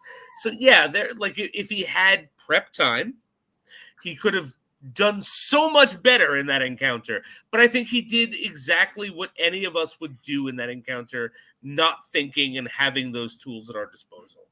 No, I was just asking because he uses that because I know he has his new suit because he goes to Lucius Fox and says, "Hey, I need to turn my head," and he gets attacked by the dogs in the beginning of the movie. So I get that. But I was like, wait a second, did I not remember correctly at the end of the movie he has the memory cloth and the thing and he glides around with it again like he does in Batman Begins? And I don't know. For some reason, I'm not like digging the movie for it. I just thought it was a weird thing where you kind of had an explanation built in there. You could have kind of just glided down and they would have been all good. But yeah, whatever. It's not that big a deal. But I agree with Tim about the voice, which we talked about last week, though, Jason, is we said that we agreed that the Batman Begins voice was probably, I think it is different. It's not the same. The voice changes. It's a whisper. Way more raspy. It's more of a whisper in the first one. But I don't know.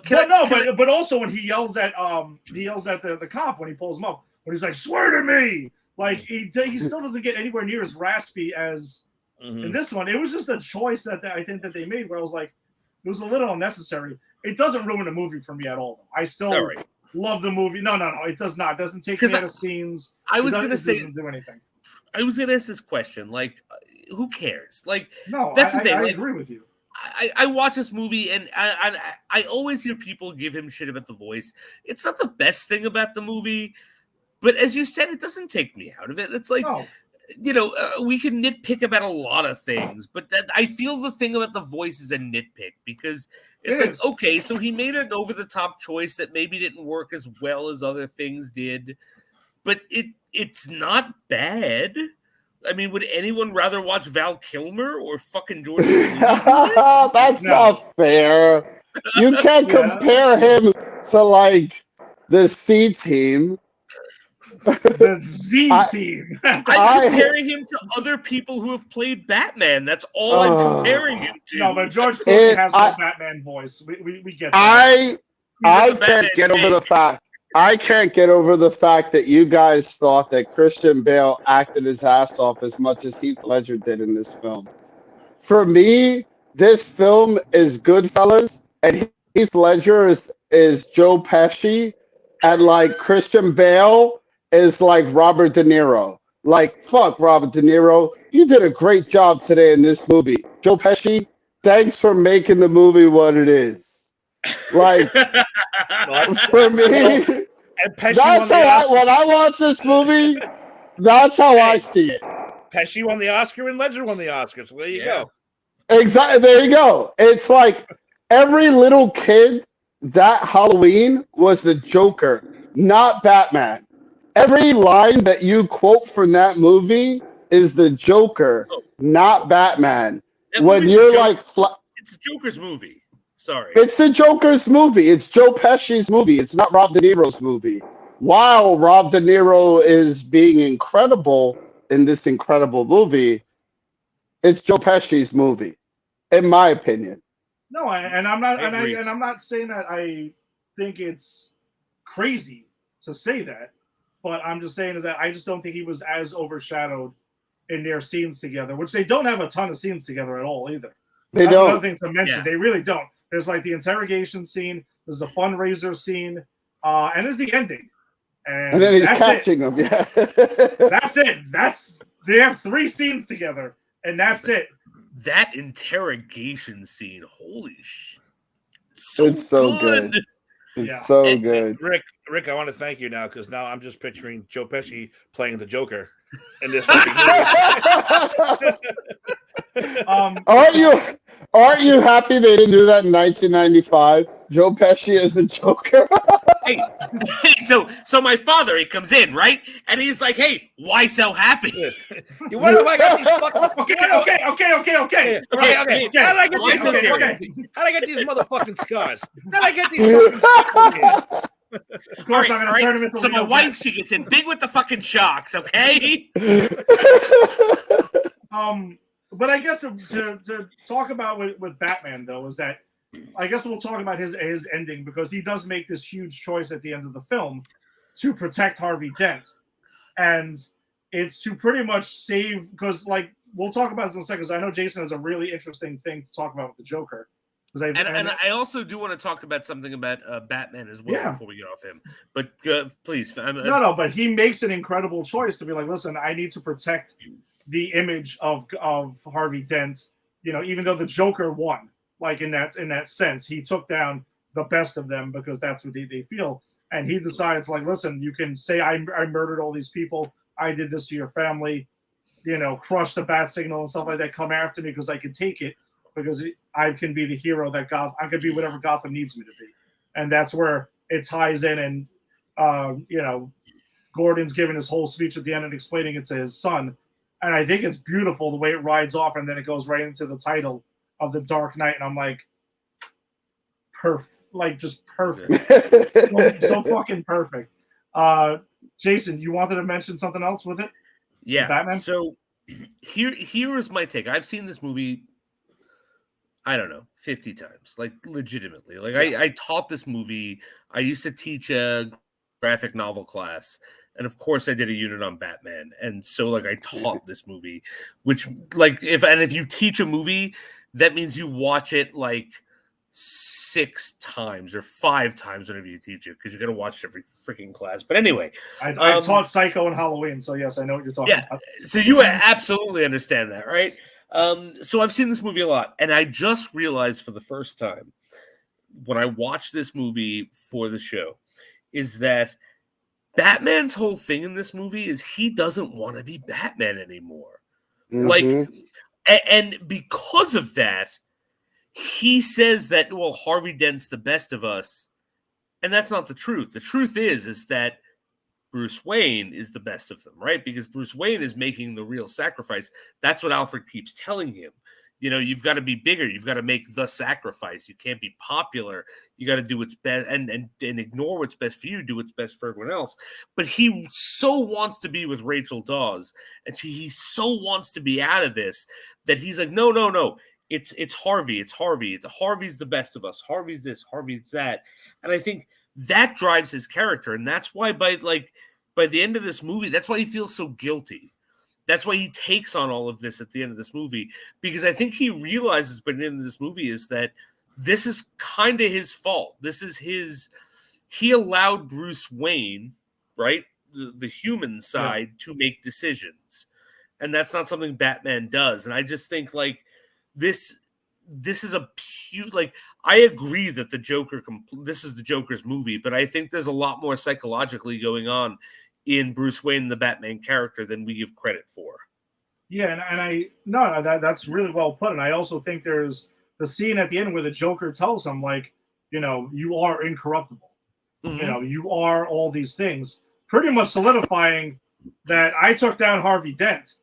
That was my ace in the hole to fuck with him because I tried everything with you and I can't do it. And hearing Heath Ledger deliver those lines to, like, you know, you can't kill me and I can't kill you because you're too much damn fun and we're destined to do this forever. It honestly was hard. It was heartbreaking for me. I'm not gonna lie, because that's what I think they wanted. Yeah, no, I definitely think, because he was supposed to come back in the next movie. Yeah, and I would have doubted. Who knows what could have happened? But we also know Batman and Joker are supposed to do. They're destined to do this forever. What's the line he says? Like, this is what happens when an immovable force meets an unstoppable object. I love that fucking line. I love that. Sorry, I love this movie so much. No, no, there is a lot there, and I think there's also another great scene with Batman, though, where when he realizes the lengths that he would have to go to stop someone like the Joker, like, that's when he's like, I don't know if I can do this. Like, maybe I should turn myself in, you know, and just and stop and save everybody, because that's when the Joker's threatening to start killing people, you know, every hour that he's out there. So I guess that turns it over to the Joker then. If we're going to talk about Heath Ledger as the Joker in this movie. No, Jason, run with it. Go ahead. I'm sorry. No.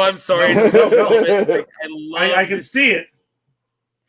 I love this Joker so much. Let me tell you, I'm going to tell you guys a story about how I first saw this movie, okay? Because it really, it shows how much I love this movie, and it's all because of the first scene with the Joker, okay?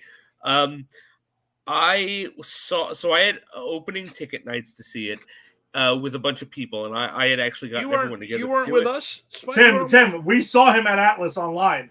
Yes, we were lined up too. Because we were like 20 deep. Yes. We were like 20 deep for that movie. Everybody wanted to see the documentary. For sure. So I was there. No, so Pete got a ticket, and he called me in, and so I had tickets the next day. But I was like, "Fuck it, I'm still going to see this showing in Atlas, which is where you guys saw me." I had at that point, I don't know, 3 weeks prior, broken up with like an on again, off again, longtime ex-girlfriend, who I saw online at Atlas with her ex-boyfriend who she was dating again, right? And I remember being there going, oh God, I hope we're not in the theater together, this and that. And I felt shitty and I wanted to go home. And then I got in the theater and I saw that opening with the Joker, with the whole like bank heist. And then like when the Joker like pulls his mask off, I couldn't even fucking tell you what, like, it didn't even matter. That whole thing was gone. It didn't matter. This movie, I was just like so enraptured by it that my own emotional shit was gone. And a lot of it was the Joker. So like, that's my review of the Joker in this movie. He made me forget that my ex was seeing her ex-boyfriend, who's now her boyfriend again or whatever, in the same fucking theater I was in. I mean, Jesus, if that's not a ring endorsement, I don't know what is. I wish it was that whimsical. I did. There's something I want to talk about with the Joker, though, with this. And again, looking at it from this point of view for the first time, like taking notes for the show and everything. I want to talk about his plan in the middle of this movie. Even though he says at one point he's not a planner, he's not a schemer and everything. It's a lie. No, it's bullshit, obviously. Yes. Fucking lie. He's the master planner and the master schemer. But it's so good. But I do want to mention something, right? So the Joker's plan is to kill Harvey Dent once he's being transported. Right? So he goes there and then he wants to be arrested by Batman and he wants to be arrested at that point, and he does get arrested by Batman and Gordon, who are doing their own plan to arrest him. So he gets caught, and his idea was to get caught and put in Gotham Central to invoke an entirely other plan where Rachel and Dent get kidnapped, and then he also purposely tells Batman where Rachel is and switches the addresses, so he goes after Dent and Rachel dies in order to set Harvey Dent over the edge. All right, am I missing anything? It's all too perfect. All right. It's a lot. All right. Yes. And also, by the way, he gets out of Gotham Central because he has the same guy locked up because he wants to get to Lau to get what he was paid for by the mob, right? Like he wants to retrieve their money. So he gets put in the same place where Lau is being kept, and also puts explosives in the big guy with the cell phone who is there. So he wants to get his phone call to call him to blow the whole thing up. And everyone else dies in there except him and Lau. Am I misspeaking at all or anything? Because I want to make sure I got this covered correctly. Sorry, I had to break up a fight. Right I had to break up a fight between Poison Ivy and Catwoman inside real quick. Fair enough. Sorry. I'm just saying, I'm looking at Jason and Tim right now, and I want to just make sure I laid out the Joker's plan correctly. Okay. Right? All right, you did, but here's what you were saying it as like, oh, this is ridiculous. And yes, if you just say it like that, it's ridiculous. But the thing with the Joker is he has a plan. It's not like it's not a down to the letter plan. It's more like, I'm going to try this, and if it works, I might try that. And if it doesn't, well, there you go. And I think a part of this movie works on because the Joker is lucky in certain things. You know what I mean? Like, I think, but if the Joker was killed at any point, because of course, you're right, he could have been killed at any point. Like, there are so many things that could have impeded this long, huge, grand plan, right? Mm-hmm. And I think if anything did, the Joker would have just been like, well, there you go. Like, I think that's the point. I think the point I'm with you though. he's all about like, this is what I'm going to do this, and if that works, I'm going to do this, and if that works, I'm going to do this, and if it doesn't, who cares? Because that's chaos. And I agree with you though, because as I'm watching the movie and I'm taking notes on that whole part, step by step of his plan, but then when he has the conversation with Harvey, when he's dressed up as the nurse and everything, and we got to see Two-Face's son, which I think is great. But he pretty much does say that. He kind of is like, listen, I'm like a dog, chasing the car, and so I wouldn't know what to do if I got a hold of it. And that's what he says. He's not a schemer, that Dent and everyone else on it. Right. His idea is to turn everyone's plans up on top of itself. But I think I agree with you though. I think he kind of just randomly spoke to people and planned shit out and was like, fuck it. If any of this works, great. If it doesn't, then oh well, I'm dead anyway. Because Jason, you mentioned the great thing. You texted me the other day. The Joker at any point in this movie is ready to die in any scene. He does not give a fuck. No, he absolutely is. Like, so I had said this. I had texted this to Ed. Like, when Batman gets him in the interrogation scene, right, and he's goading Batman, and Batman punches him in the head. The Joker looks at him, and I actually wrote down the minute if you guys want to check this. It's 1 hour, 23 minutes, where the Joker looks at him like, wait a minute, you're not trying to kill me? Like, he hits him, but I really do think the Joker is expecting to die in that scene. And I think that's the crux of the Joker. He's always like, hey, if I die, it's fine. Who cares? But if I don't, then I'm on to the next thing. And I think that's what that whole beginning sets up, where like, any one of those other like bank robbers who robbed the bank with him could have turned on him, and one tries to. Yeah. And he doesn't freak out. He's just like, no, I'm not here for you. I killed the bus driver. And he subtly manipulates. And I think that's the Joker. Like he's a great improviser. I'd love to do improv on stage with him, because he improvises, but he also has a whole, plan ahead if he gets to a certain point, he'll do it. Because does he look like a guy who has a plan? Tim, I'm sorry. You had something to say. You were going to say something. I was saying the best line in that whole scene was "hi." Just the way, just his face when he says "hi" when he pulls the mask off is probably. I would have given him the Oscar for that scene. That had me. That's the best scene in that whole movie. I think just the way he says "hi." And as much as I laid out like how crazy his plan is, but I agree though. I think I really took in the conversation with Harvey Dent, and I'm like, all right, that kind of justifies it. Where I can see him talking to Maroni's guys, and the dude has a fucking rocket launcher at one point where he shoots it right at the fucking Batmobile and everything like that. And Batman has to pretty much keep up with it. No, Batman sees that happening. He's like, I gotta throw myself in front of this fucking thing, and takes the missile launcher on to save Dent.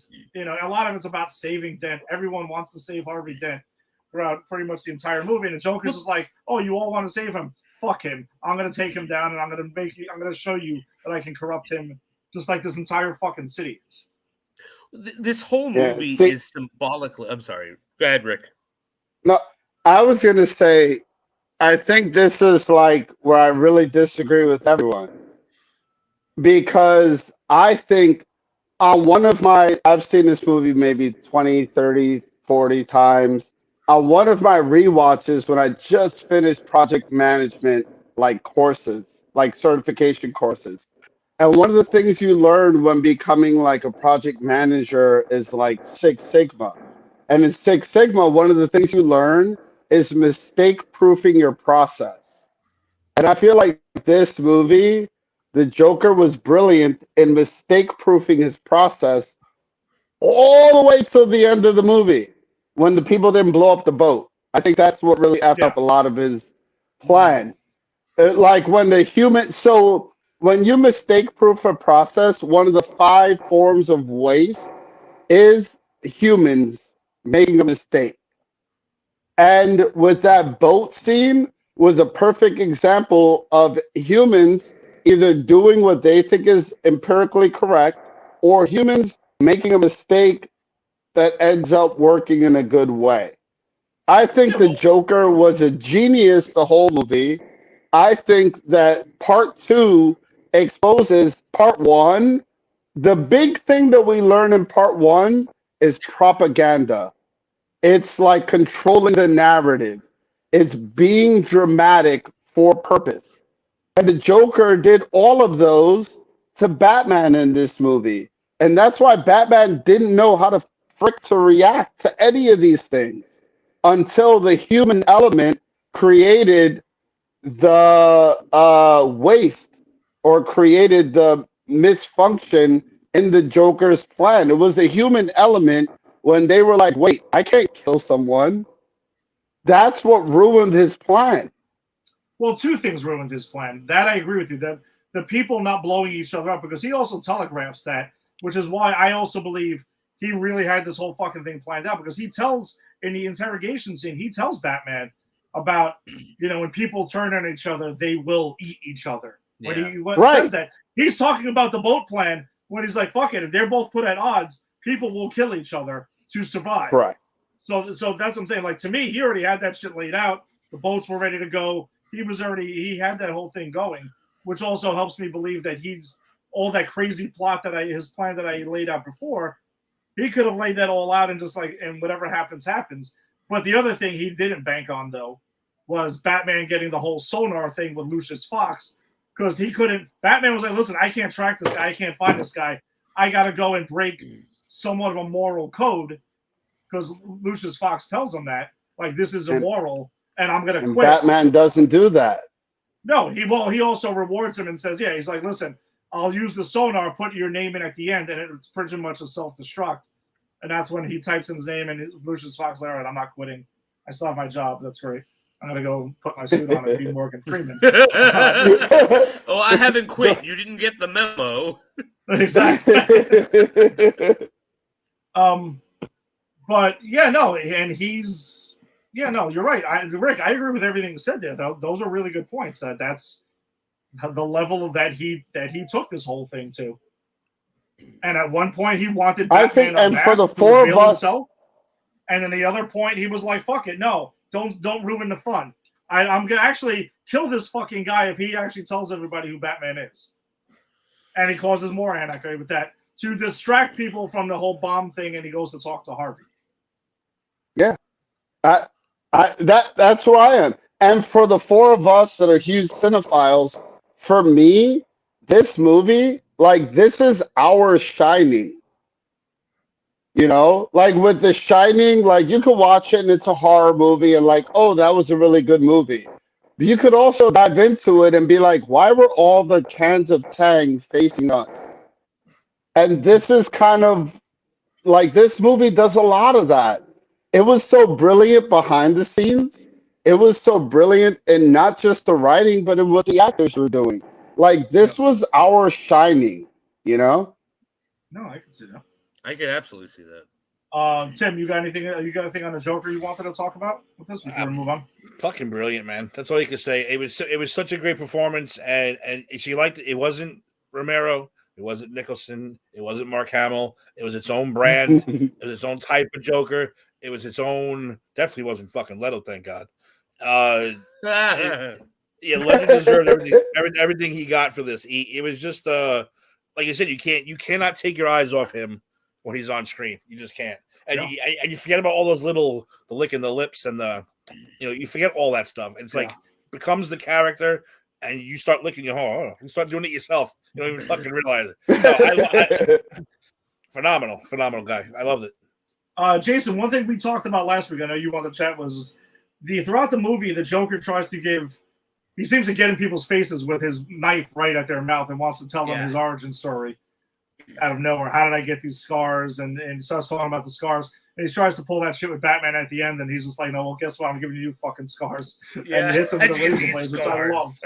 I know how you got these! And then just hits him with that. But I think that's something that's... I know we talked about, like, that's the understanding the Joker from the comics as well, right? Like, there's no origin story. Like, you don't know anything about this guy. All of this could be true, or none of it could be true. For sure. I mean, it's funny because when I taught this movie, I also taught Batman 89 and The Killing Joke. And I taught them both. I taught all three of them as both of these movies are take things from The Killing Joke and sort of run with it, right? And it was an evaluation of adaptation. And what I talked about here was the whole like when the Joker has an origin, he prefers it to be multiple choice, because that's completely from the comic, especially The Killing Joke, where he tells where he has that story and the Batman says like, is that real? He's like, well, I don't know. Sometimes they one way, sometimes they another. And I think that was really encapsulating like that, the essence of the Joker in that particular writing of him. So yeah, I think it works perfectly. Rick, you had anything else more on the Joker before we move on to Harvey Dent? Just to piggyback off of what Jason said, I believe the same thing happened with Bruce Wayne and Batman. Like, we look at a little kid falling in a well and there's bats, and we're like, oh, Batman. And it's like, no, like, that's not enough to create this hero. It's Thomas Wayne. It's like everything that the family believes in. It's everything that Gotham is built on. So, I think the same way as the Joker likes to play around with his origin and we don't know his origin story, I think in the same way Batman's like equally, not to steal from Shrek, it's an onion that you got to unpeel. Well, I think the thing with the imagery with Batman, with the bats that we've seen throughout the movies, and we'll focus on Batman Begins because that's the trilogy we're talking about, is it's just why he selected bats. Why not a rat or a cat or some other animal of some sort? He selected bats because he explains it very clearly in Batman Begins. He's scared of bats, and it's not why he became a hero. He just chose the image of a bat because he's scared of them, and he wants to put that fear into the criminals, into his opponents. So he just wants to share. Right, but it's also his approach. It's an image. It's also his approach. Well, that was more, but that was more about like based around a ninja, because in Batman Begins, when he learns from the League of Shadows, it happens to be like a ninja based in the shadow, and that's where he learns about the theatrics, and that's where he chooses his theatric is going to be centered around a bat that he's scared of, because he learns to put fear into his opponent, and he just happens to use the symbol of a bat. So that's why I would slightly disagree with that part of the multiple choice of his origin, but that's what I'm saying. I think it's a little bit different with the Joker, because the Joker, he might believe all of this is true. He might be making this all up to fuck with people because no one knows, his fingerprints don't match, his clothing doesn't match, his dental, like no one knows anything about anything, and he wants to keep it that way. That's the kind of good thing of him not being in part 3, is it remains a fucking question mark. No, you're right. And unfortunately, circumstances happened where he couldn't be. But you're right. And in some weird ways, the Joker not returning kind of helps with that. I guess let's hit a few more characters quick before we wrap up. I know Tim's got double duty. He's pulling tonight, so duty. Dookie. So let's talk about Harvey Dent. Aaron Eckhart he's just a really good fucking actor, but like, his Harvey Dent is pretty awesome too in this. Yeah, I love him. I'm sorry. Go ahead. No, go ahead, Jason. Go. No, I love him. I think symbolically, the fact that Two-Face is in this, because like this whole movie is the fight for the soul of Gotham City, right? Between Law and Order Batman or Harvey Dent, and Anarchy Joker or Two-Face. So I think that's perfect. But I think my favorite moment of his is when he's doing the thing in court, and he's cross-examining the witness, and he pulls a gun, and the gun jams, and he grabs it, he uncocks it. He's like, if you want to kill a public servant, I suggest next time you buy American.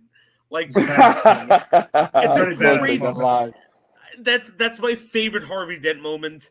So I'm gonna just stop there and give it to someone else. Go ahead, Tim. You want to talk about Harvey Dent? My absolute favorite, where I thought he acted as shit. Obviously, the scene with the Joker. Yeah. Just the way he transformed Yeah, was that fantastic. looks amazing. Yeah. But the one scene that actually gives me chills every time is when Batman shows up to save him and he screams, "No, not me!" Just the way he screamed, it gives you fucking chills. It gives you not me, go, and it's like, wow, that part was the best. That right there summed up the movie for me. That scene and the Joker scene. Fantastic. Yeah, a lot of the scenes he has too in his Harvey Dent's plight in this movie is really heartbreaking because it's all around revolved around Rachel Dawes, and he had to lie to her and tell her it's going to be okay, even though the second he sees Batman, he's kind of like, all right, well, I'm probably saved, but she's fucked, and she's about to die, and that ties into why he goes on his revenge tour and starts killing everyone who was involved, and really doesn't have the two-headed coin.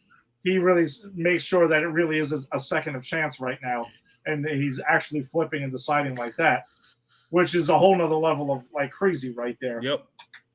But then I'm sorry. Because the Joker makes him anarchy, right? Yes. Yeah. The Joker is anarchy. Batman is order. Is order, and so the flip of the coin is neither. Right? The flip of the coin is random chance. Anarchy, anything could happen, and it doesn't matter. And in Batman's way, the right thing happens. Here, it's just whatever the random shit is what happens. So I love that moment. That's a great way. Rick, you got anything on Harvey Dent? Yeah, I see Harvey Dent completely different from you guys.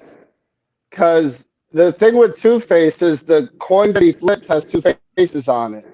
Yeah. So when he's giving you a coin toss, he knows what he's going to do. Mm-hmm. It's going to land on heads. Whatever he's going to do is going to land on heads. So I think Harvey Dent is actually the perfect example of, what do you call it? A rebel without a cause. No, but I think he's damaged. The coin was damaged in the explosion. Yeah. So it does have two separate. The scratch part means dead. Yeah. The regular part means live. So it is technically not the same coin. Well, that's what I'm saying. Yeah, when he's Harvey Dent. Put it this way, Rick. When he's Harvey Dent, it's just like for show. Oh, I'm flipping a coin, but he already knows when it's going to be heads, so he'll say heads. No. I'm very aware of that. I think you guys are missing the fact that he's got his own thing going on, and none of what he's doing, he's leaving the chance. Yeah, no, like right. what he's. That's what I say with him being a rebel without a cause. When Harvey Dent was, not Two-Face. I'm talking about Harvey Dent. Harvey Dent, the person, whether he's a good guy or a bad guy. Is Harvey Dent the good guy? I'm going to go after this case that I'll never be able to freaking do with 150 mobsters at the same time. He's willing to die to be a good guy.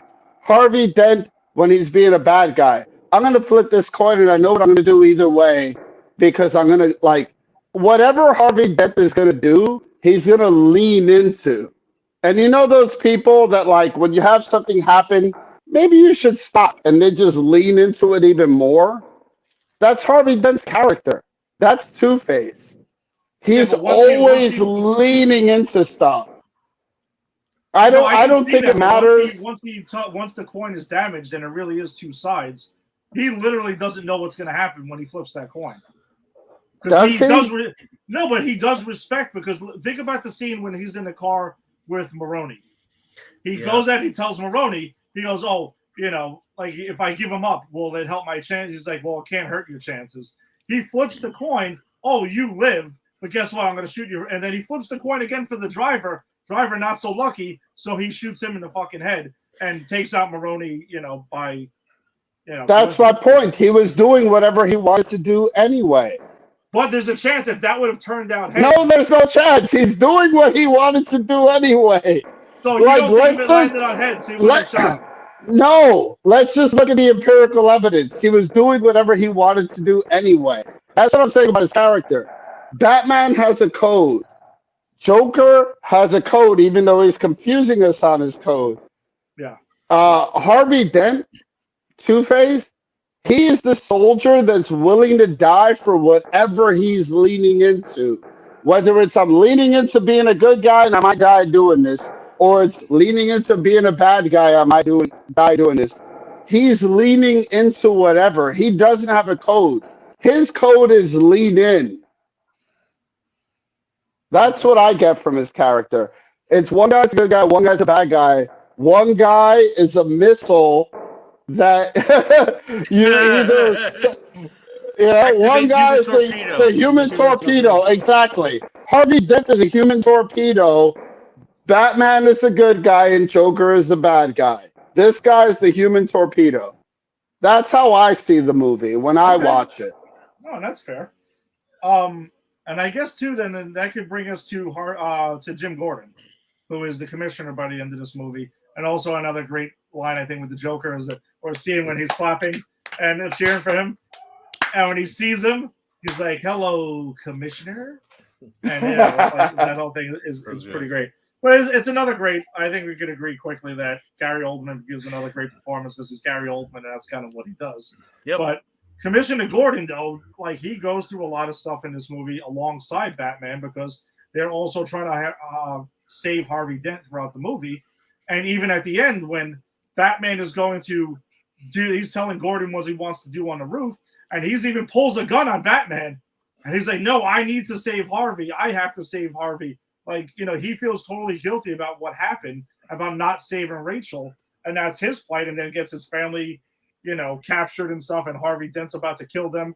And I want to ask you guys, like, he has a son in this movie. Does he have a daughter also? Is the second kid a girl, or because there's no Barbara Gordon then? Or at least the Babs, at least. I assumed, but I don't. We don't really see it. We don't really see the second kid much. Yeah, the second kid exists, but like, I think it was a girl. I think so. I wasn't really 100% sure. But this whole thing about like the male child, that also comes from Batman Year One. Yeah, no, I get that. Yeah, I'm with you on that. I was just curious, like. Yeah, so I assumed it was, but I don't think they ever said it was. Not that I ever thought Christopher Nolan was going to have a Batgirl down the line or anything like that, because that's just not right. But no. All right, and then I know the highlight of the movie, the real highlight of The Dark Knight for Tim, is Maggie Gyllenhaal's Rachel Dawes. I'm glad she died. Oh my! Wow. Have you never seen The Secretary? Don't you love Maggie Gyllenhaal? I know. I wouldn't have jumped out the window in the first scene. I would have let it go. Wow. Joker would have threw out the window. Bruce Wayne would have been like, I don't even know that bitch. That's not Rachel Dawes, actually. I got Russian models on a yacht, bitch. I ain't worried Jason, we talked about it last week. We went over the reason why she was recast and everything, but we wanted to talk about, though, do you think we upgraded acting-wise? Absolutely. Okay, yeah, if we upgraded acting-wise, yes. I think Maggie Gyllenhaal is a good actress. I know Tim disagrees. But I hate the character of Rachel Dawes. I don't think upgrading the actress makes the character any better. Like, I think she is, like, Raimi's Spider-Man MJ level villain. I know. I was waiting for you to say that, and I had a weird feeling Tim was like reading that too. So go ahead. Because I got one too. Go ahead. She's just like manipulative, and like in this movie in particular, it's like she tells him at the end of Begins, like, I'll wait for you, and then it's like, and he's like doing his thing to try to like pass us off, and that's why he really wants to, Harvey Dent to be the White Knight of Gotham, so Gotham doesn't like it, he's like, I want to cure my mental illness so I can be with this woman, and she's just like, I'll be with you. No, I won't. Like, she's way too cavalier with a mentally unstable human being who's in love with her. I mean, that's my big thing with her. And because as much as I love Batman and as much as I love this movie, this is a realistic Batman. He's mentally unstable. Yeah, no, I can agree with that. I have nothing. Yeah, no. Tim, what did you have? I have another character that I compare her to. Oh boy. Adrian from Rocky. Oh. Because if they would have stayed together like throughout these movies, like they were actually a couple. Yeah. She'd be the one screaming, "You can't win! You can't beat the Joker! You can't beat Bane! I told you to get your back broken, stupid!" That would be her. So yeah, I'm glad. Goodbye. Blow her up. Oh, wow. See ya. She'd be Adrian. Adrian from Rock. That's why they killed Adrian. Gotta kill her too. And I guess too, then we can kind of end it on Michael Caine's Alfred, who has a lot to do with Rachel Dawes, because he chooses to burn the letter at the end of the movie when, you know, everyone pretty much saying that he doesn't think Bruce has got a lot of shit on his plate. He can't deal with this. He's going to let her memory go, and he can kind of go with that, which comes back in the next movie, you know, to kind of bite him in the ass big time. Well, yeah, Michael Caine, I mean, again, Jason, I think you'll echo this too, as Alfred is just spectacular again. The relationship with Bruce, the telling of the story about what happened when he had to burn the whole forest down and everything. I love that so much. I love it. I think this is the best Alfred in this movie. Like, yeah, any characterization of Alfred, this is the best Alfred for me. I love that whole story about, like, you know, some people just like to watch the world burn, and I also love the back and forth. You know, I've said this on the show. Like, one of my favorite parts about Batman in general is the father-son relationship between him and Batman. He loves Bruce. This one, Michael Caine loves Bruce Wayne. Oh yeah, no, like, that's his son. Like, this is where you can really see it out of all the other Alfreds. He loves Bruce Wayne in this one. Mm-hmm. Yeah. And it's even in small things like the jokes they tell, where you know, there's the whole thing like what'll happen if I don't, you know, if Batman doesn't do what he has to do, and he's like, well, on that day I'll be there to, you know, tell you I told you so, whatever. And then the callback to that of, well, I told you so, like, but it's not a dickish thing. It's like it's as you said, Tim, like they love each other. That's a father-son thing, you know. You kind of just like, yeah, I'm gonna rub your nose in a bit of shit, but it's loving, and we're all joking here. And again, this is my favorite Alfred. Yeah, and I also love the scene when him and Bruce are going up there, and Bruce decides he's gonna go ahead and turn himself in, and he's just like, well, I'm just gonna tell everyone it was your idea. Yes, yeah, right, exactly. I think that had me laughing. It was I love that line. Yeah, but I can agree. This is probably the best on-screen Alfred performance we've gotten in a single Batman movie. And we talked about it last week. We're pretty sure Michael Caine is our Alfred when we rank all this stuff at the end. At least right now, because we still don't know what happens in the Batman. We don't know what we're getting in that. So, you know, with all fairness, with what we've seen so far. We're getting Gollum.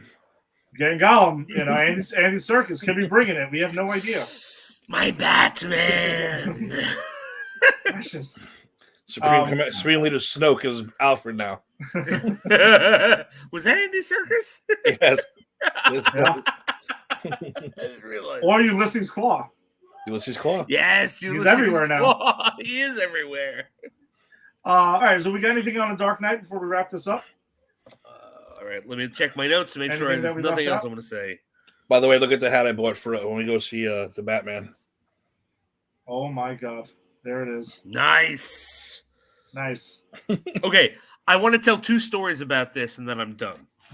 So I taught this in my class. I said, right, and so when I taught this, we'd gotten a new principal who was not the greatest, and she would come in, she'd give you stupid comments, and so I was told that I had to ask the students at the end of every class an exit slip. What did you learn? So we're watching this movie, and we're answering questions, and we're like discussing adaptation styles and all that stuff.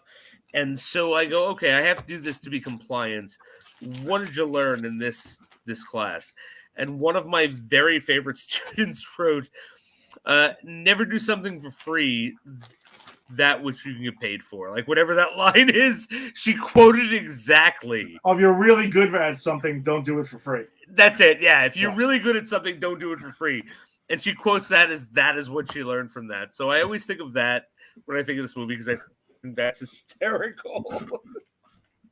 And I always use, whenever anyone asks me, about the rules of the English language, because I don't know if you guys ever thought about this, but I have, because I teach English. So the rules of the English language are completely screwed up. They make no sense. Sounds like things, the way we spell things one way are completely different sounding than another. And so whenever students ask me, why is English so messed up? I always go, let me explain. And I use if you remember when the Joker was on the bridge and he's got the truck and it says laughter and he spray paints the S. Slaughter. So I always use that. I always write the word laughter and slaughter on the board, and I go, how do you say this? Laughter. How do you say that? Slaughter. Why? They go, why is that? And I go, because English is an amalgamation of like 7 different languages that we take 7 different rules from, and it's anarchy. Nothing makes sense. Which I think goes into the Joker's thing about anarchy. So yeah, I have somehow, without meaning to, tied my whole rant up, and I appreciate you all coming to my TED Talk. Nice. All right, cool. So that's pretty much does it for us with this episode of The Dark Knight. Thanks for joining us. We will be back on Wednesday night in our usual time slot at 8:30. We will be wrapping up the Dark Knight trilogy with The Dark Knight Rises. So you can get to do that, and I will be probably talking about it like this. So stay tuned. Everybody will be. Yes, I have the Bane mask ready, so I'm not even joking about that. That's awesome. That's awesome. I'm going to do my best with it. And you can tap out at some point if you want or not, because you can't handle it anymore. But yeah, come back for that. We'll also be talking about the resumption Superman and Lois, as well as Naomi. So go ahead and we'll do that as we continue our way towards the Batman. If you liked what you heard tonight, you can go ahead and like our Facebook group on and also Pop Culture Pros. So Granny's Peach Tea, Pop Culture Pros groups on Facebook.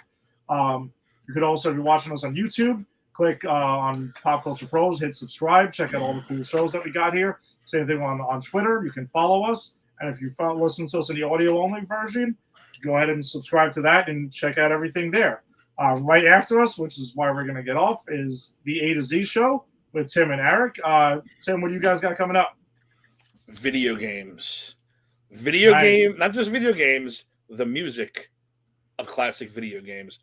We're going to violate a shitload of copyright laws. So good luck, Farashi, with that one. Well, Can I ask a question? That's why you have to watch A to Z live. You can't watch the replay because it all gets bleeped out. Are you guys covering everything from Altered Beast to The Legend of Zelda tonight?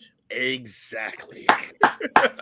Well done. By the way, well I told Eric, by the way, that you do that every show, and he didn't know. He's like, that's fucking great. I had no idea.